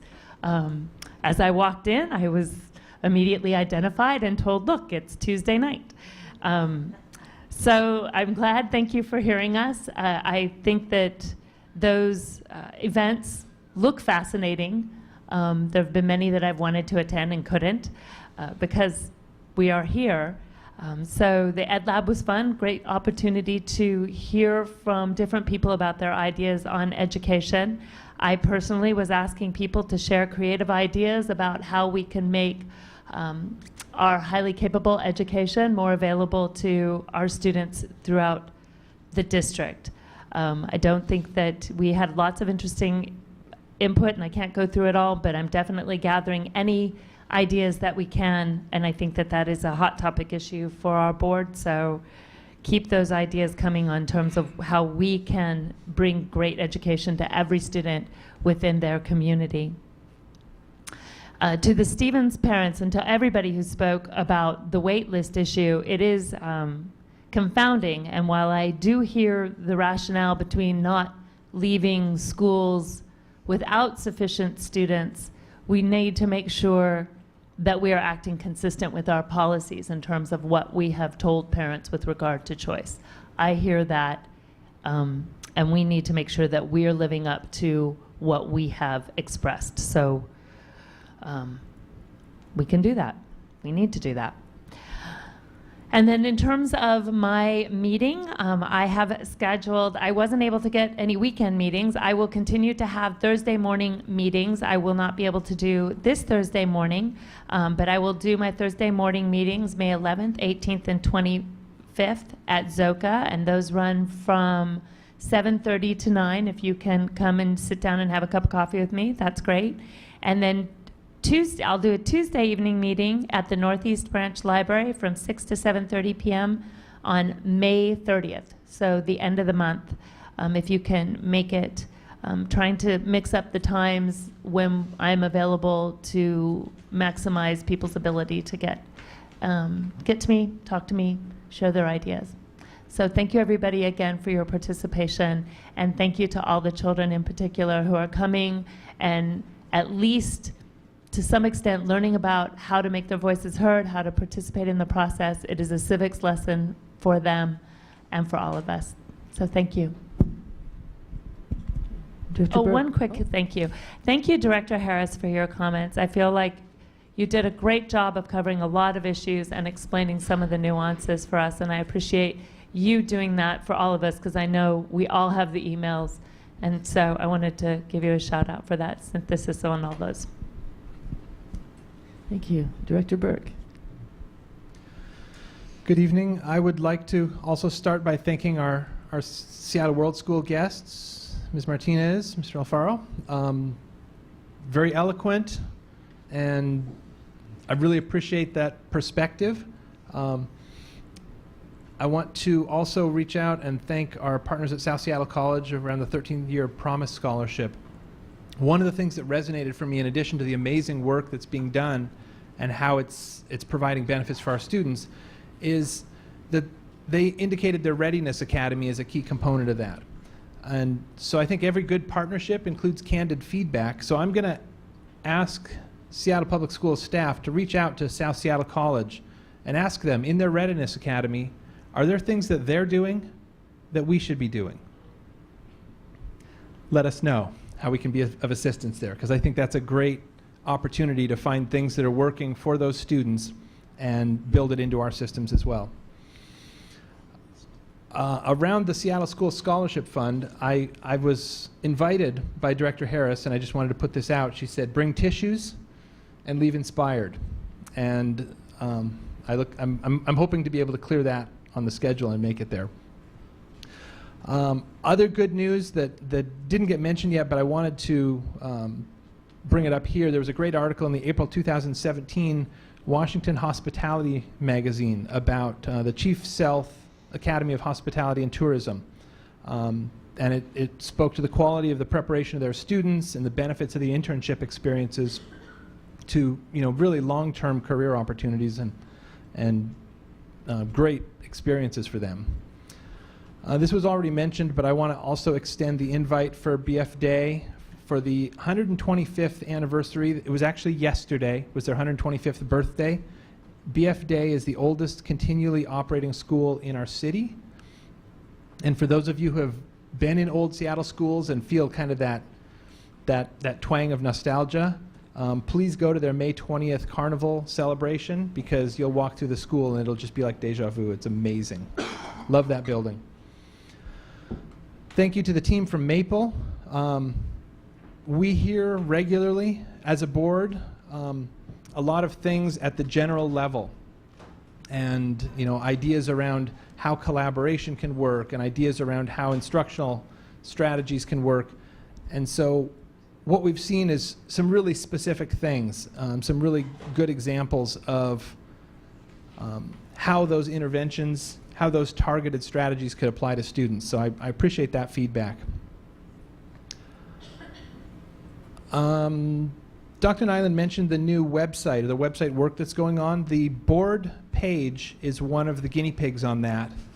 And so I wanted to further extend the invitation. We've already gotten a little bit of feedback around that it's better look, but a little bit clunky in terms of number of click-throughs.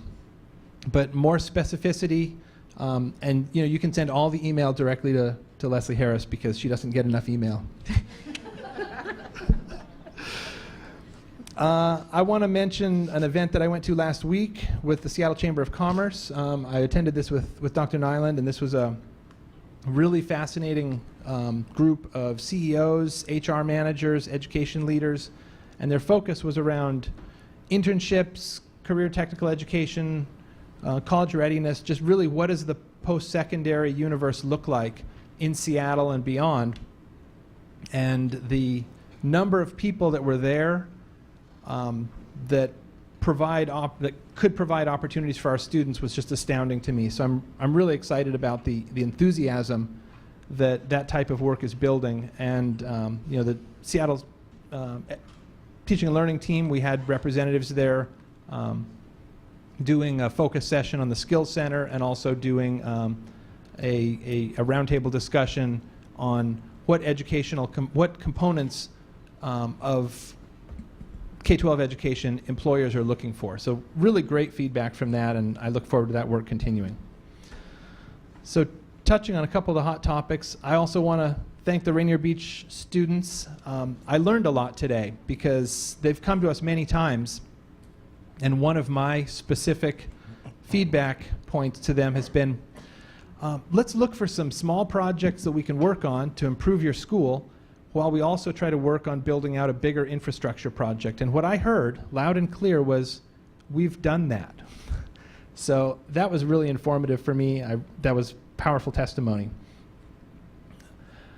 The Magnolia Elementary opening, this is another one of our opportunities that causes pain. With growth, we have our challenges.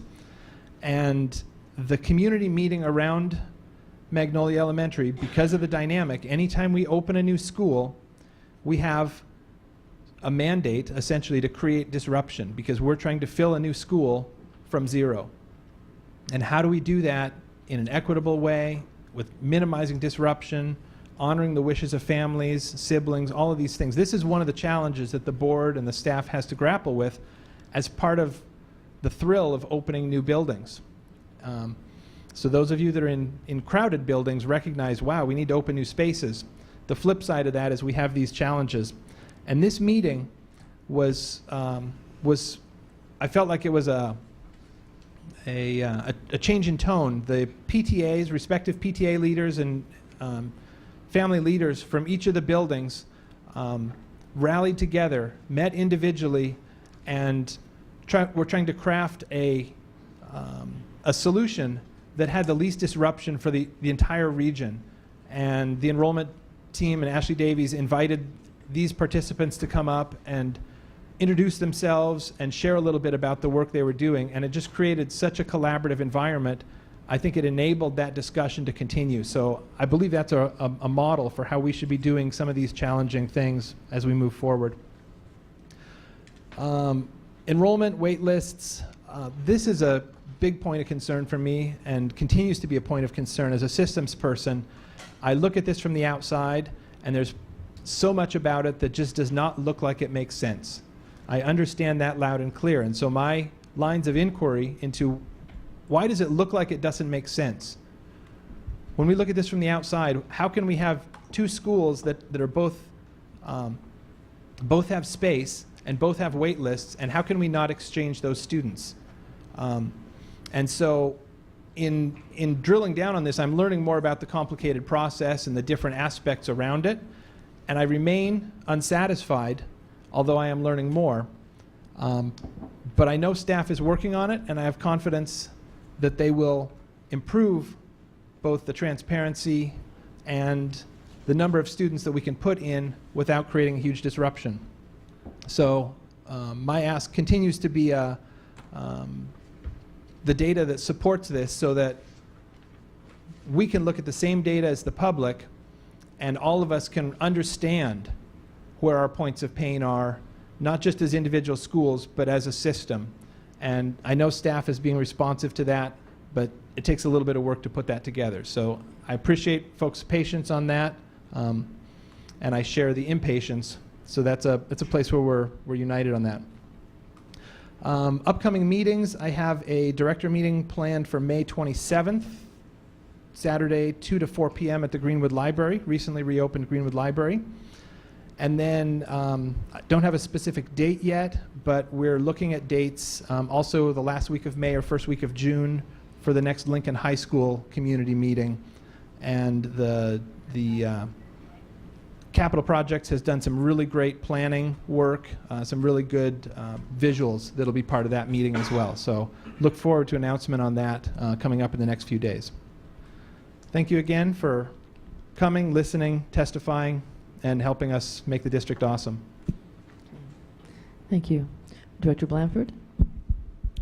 I'll start off by also thanking Cielo and Gustavo for your presentations today and for your Principal Britsova, also for being here.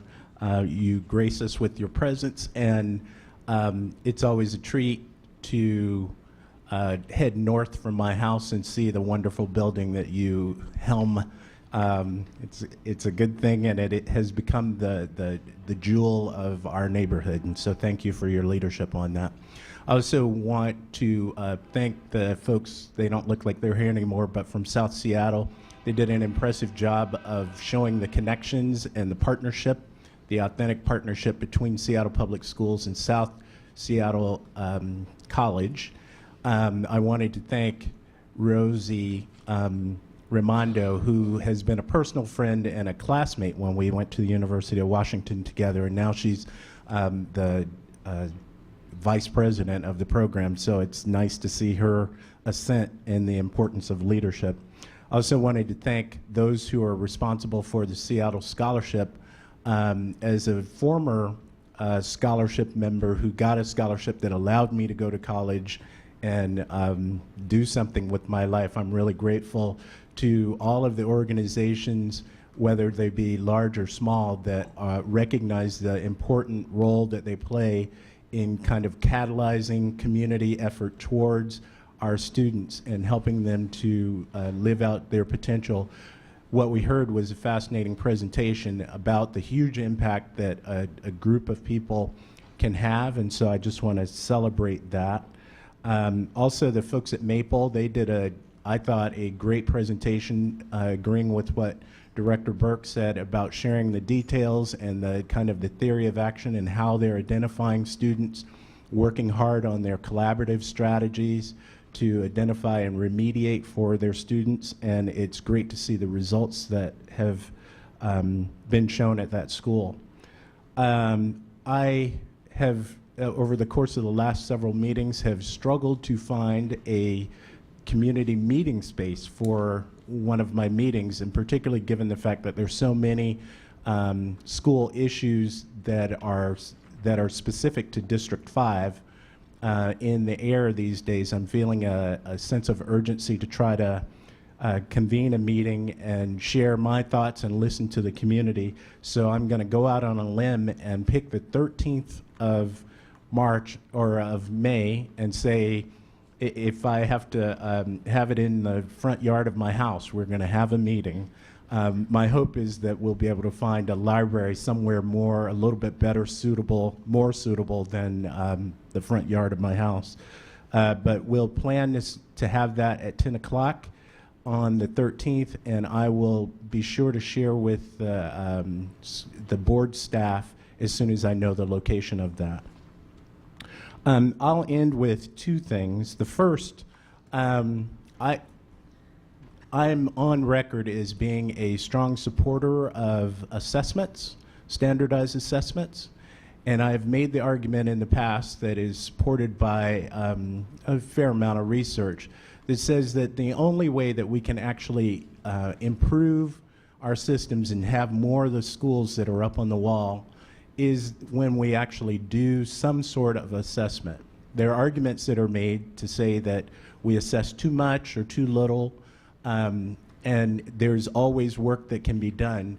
But I want to appreciate the students who, over the course of last week and this week, were busy with their assessments, and I want to thank the teachers and the administrators who've been working over the course of this year to assure that our students perform well and are successful in those assessments. I believe that is the way that we, as school board and as administrators, can figure out where more attention and more resources need to be directed by having a really clear sense of how our students are doing. And so for those students and those parents who participated in the assessments, I want to be on record as being grateful for your participation and involvement, and hopefully those numbers grow over time. And then finally, there's been a lot of conversation about Stevens, and because Stevens is in my district, is in the district that I represent, I'm very sensitive to the issues that are present. I'm also cognizant of the fact that a couple months ago, I was at another school in our district having a conversation with parents who were very upset about the exact same issue, the fact that there are wait lists that are in place, and parents who were, not most of the parents, but a few parents, who wanted me to basically figure out a way to take students away from schools like Stevens in order to ensure that there was high enrollment at this particular school. And what I shared at the time was that though I'm very supportive of each and every school in the district, I, along with my colleagues up on the dais, we're elected to serve 53,000 students, plus or minus a few, throughout the district. And we can't play favorites with one school or another. And I think it resonated with some of the parents who were in the room at the time, probably not all of them. But I believe in my heart of hearts that this is a process that, though imperfect, hopefully will get us to a better outcome. I think it is absolutely crucial that parents that are negatively impacted by our enrollment processes are articulate their points and make sure that we know them, so that if there are any tweaks or fixes that we can apply to the process, then that gets us to a better outcome. But I think it is, particularly in this time when we have a budget deficit the size that we do, there are plenty of pain points that people will experience, and it's unfortunate. I wish that there were a different outcome that we could point to, but my hope is that we can all work in a spirit of cooperation, realizing that even the students that we care about the most, the children that come to our homes, we have to be thinking larger. We have to be thinking about all the students in all of Seattle and trying to make good things happen for all 53,000 students in Seattle. And so I believe that is the intent of those of us that are sitting around this table, and surely amongst those who are sitting against that wall. And I believe that transparency is important and that we will get to an outcome that works for most students. So thank you. Director Pinkham?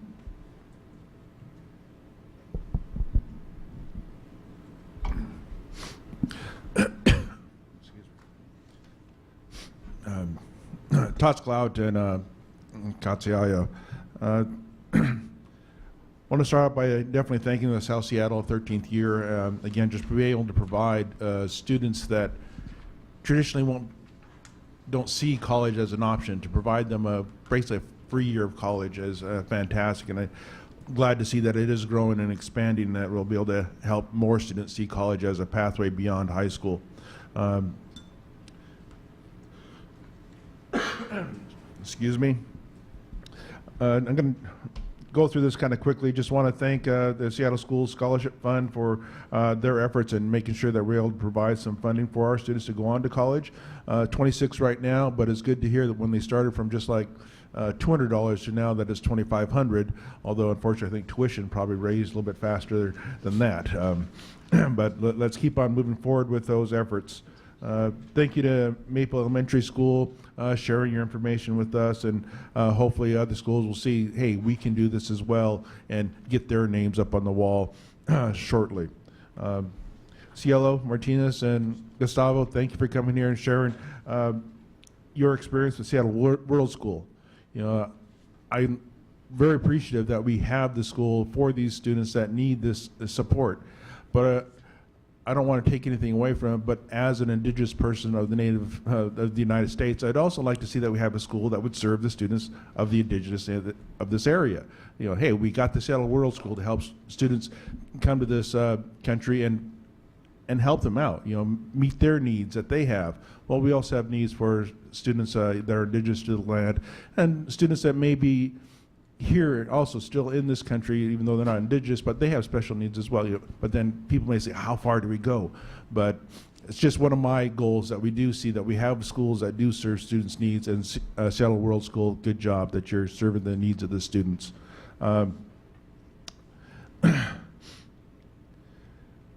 See what else? If I miss anybody, I'm sorry. I'm still recovering from whatever virus or illness is going around here.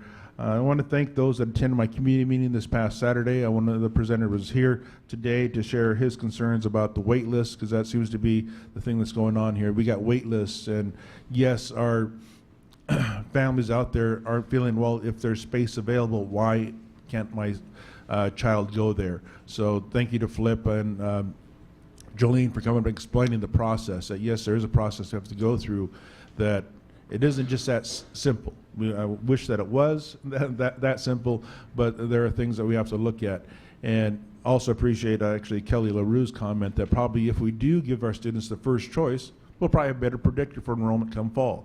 The students get their first choice, yes, they're more than likely they're going to come, versus if they're in their second or third choice schools, oops, are they going to stay here or not? That's a bigger risk. So I appreciate Kelly LaRue's comment there. Thank you for that. Other people at my community in this past Saturday talked about Licton Springs and what they're going through there, where we said, yes, let's see Licton Springs increase their enrollment, but Licton Springs is feeling that, but you're increasing our enrollment, but you're also reducing our space. You know, so how are we supposed to increase our enrollment if our space is getting smaller? So I'd like to see what we can do that to help out, assure that what we see as a board, that it is being reflected in what the school has as far as space and capabilities. My next community meeting will be Saturday, May 20th from 10 to 11:30 at the Lake City branch, library branch. And just want to, again, Katsiaya, thank you.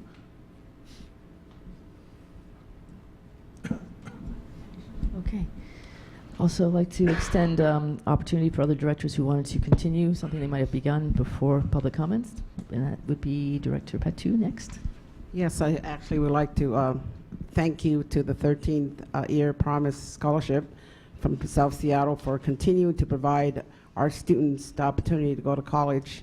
Our 3 schools that are in the southeast area. Also want to thank you all, the Stephen parents and students, for your presence tonight.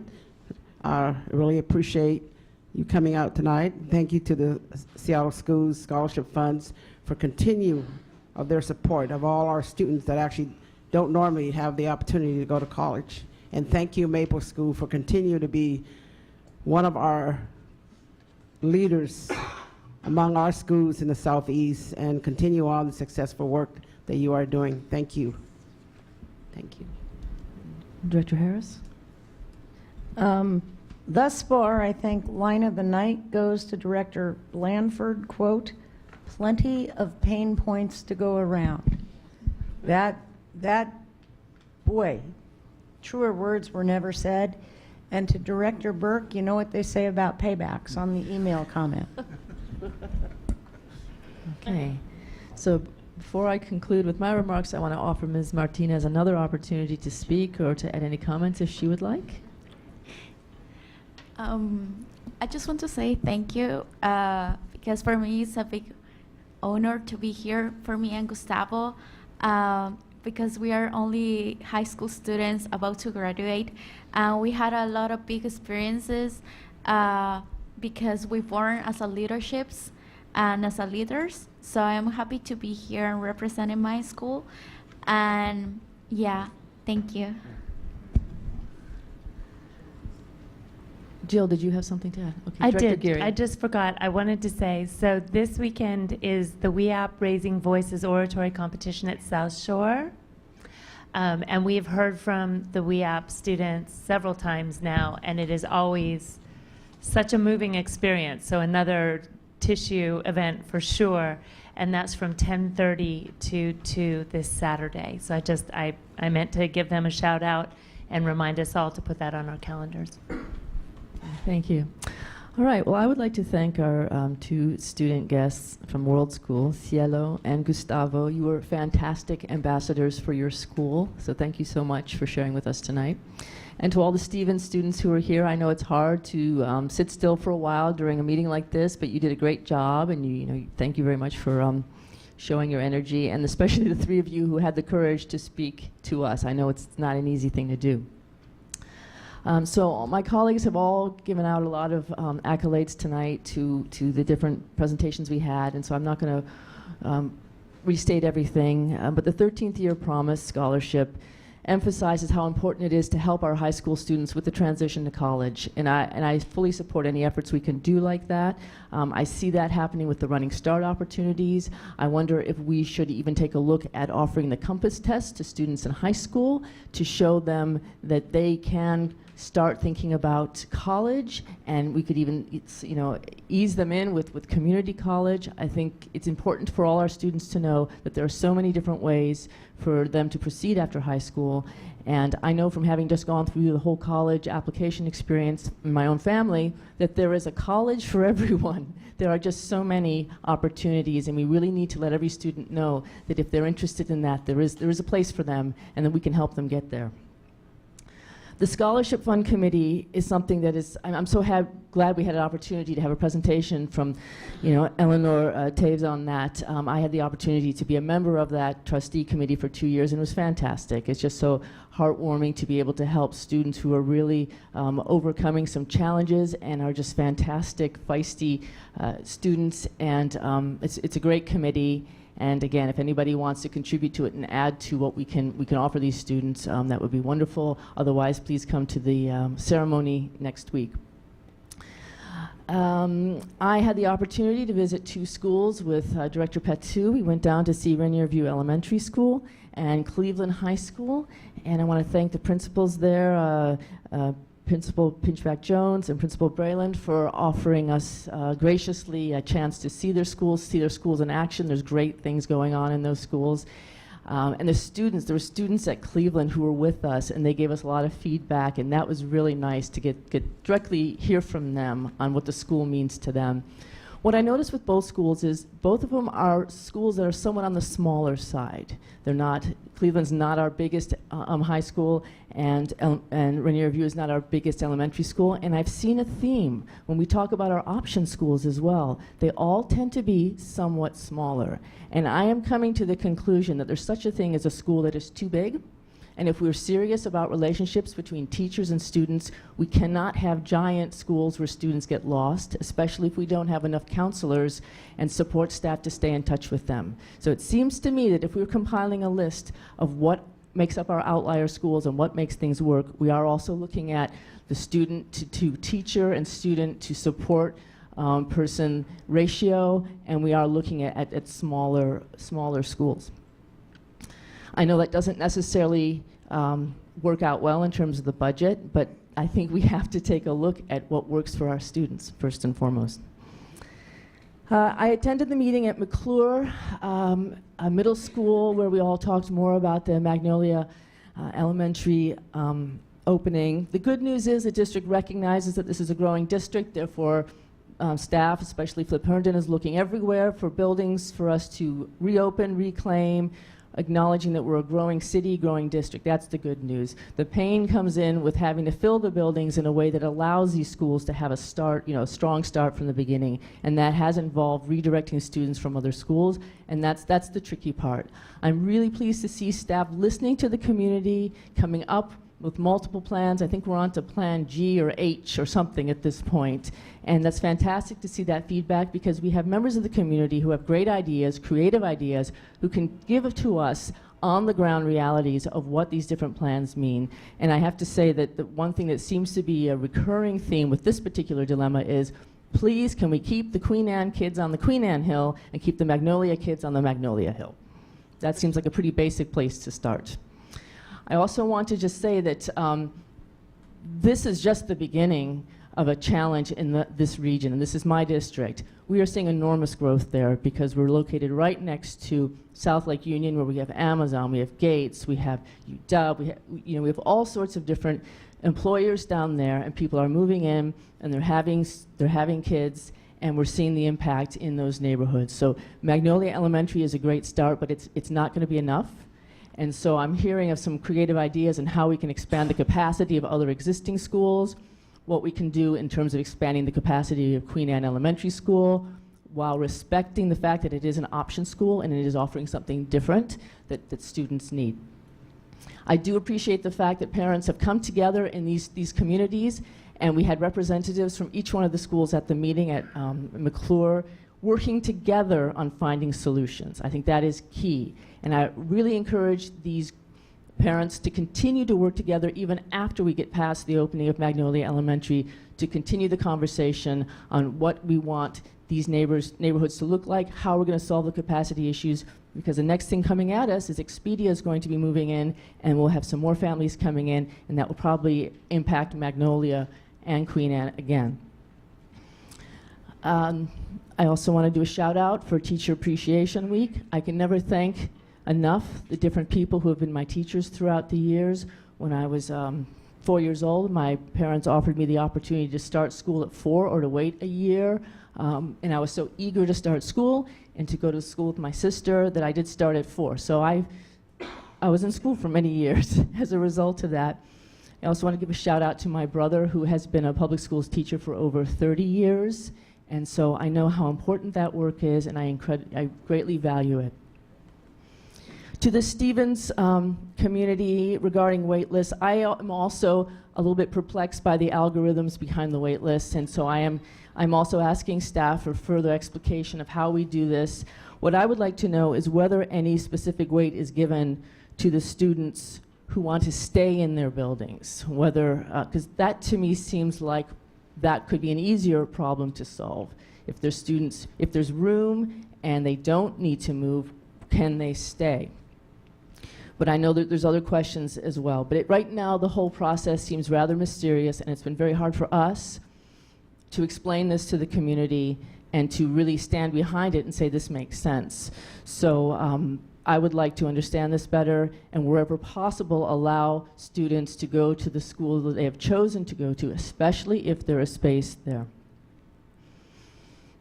There have been a lot of questions regarding the possibility of moving to 2 tiers for bell times. I just want to say to everybody, we're still sorting out some details on that. The City Council has to weigh in, and then we have some athletics issues that have to be sorted out. So that is not, the final plan has not been figured out yet, and I am hoping that we can come up with a plan that will not have our students having to leave school early, and that will not be an imposition for our student athletes, but also recognizing that first and foremost we do have to focus on the academics.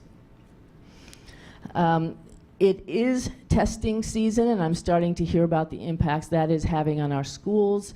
It impacts their schedules, their access to computers, their access to space, and I do recognize that we're required to have assessments. I still maintain that there must be a way to do assessments that don't take up so much time, so many resources, that can give us information faster and information that is more reliable, because it has an enormous impact. And it's interesting to hear that Oregon is no longer using the Smarter Balance test. That is something that we have said we wanted to look into as a board with our resolution last year, and see if we can find something like the ITBS test, something that is more easier to administer, that maybe doesn't even require computers, and could be done faster. Because I'm hearing about schools being interrupted for basically 3 weeks at a time because of the SBAC testing, and it really is disruptive. Shout out to the Ballard Viking robotics team, fantastic work. It'd be nice to have a demonstration maybe someday. Maybe we could have them come in here and show us what they're doing. That could be fun. And I'll make sure I don't forget anything here. To the Rainier Beach students, you're doing a fantastic job reminding us of the fact that we have a responsibility to all of our our student communities and our buildings. And yes, Rainier Beach needs to be on the list of schools that deserve the full renovation that other schools have had. I do believe that when we invest in the buildings, more students and families do come to these buildings. If you build it, they will come. We have seen that happen over and over again. I mean, look at Hazel Wolf, look at Hamilton. When we invest in these buildings, we tell the families and we tell the students, you are important, you deserve a good place, you deserve an inspiring place. And the students of Rainier Beach deserve no less. So I would like to see that like #1 on Beck's 5.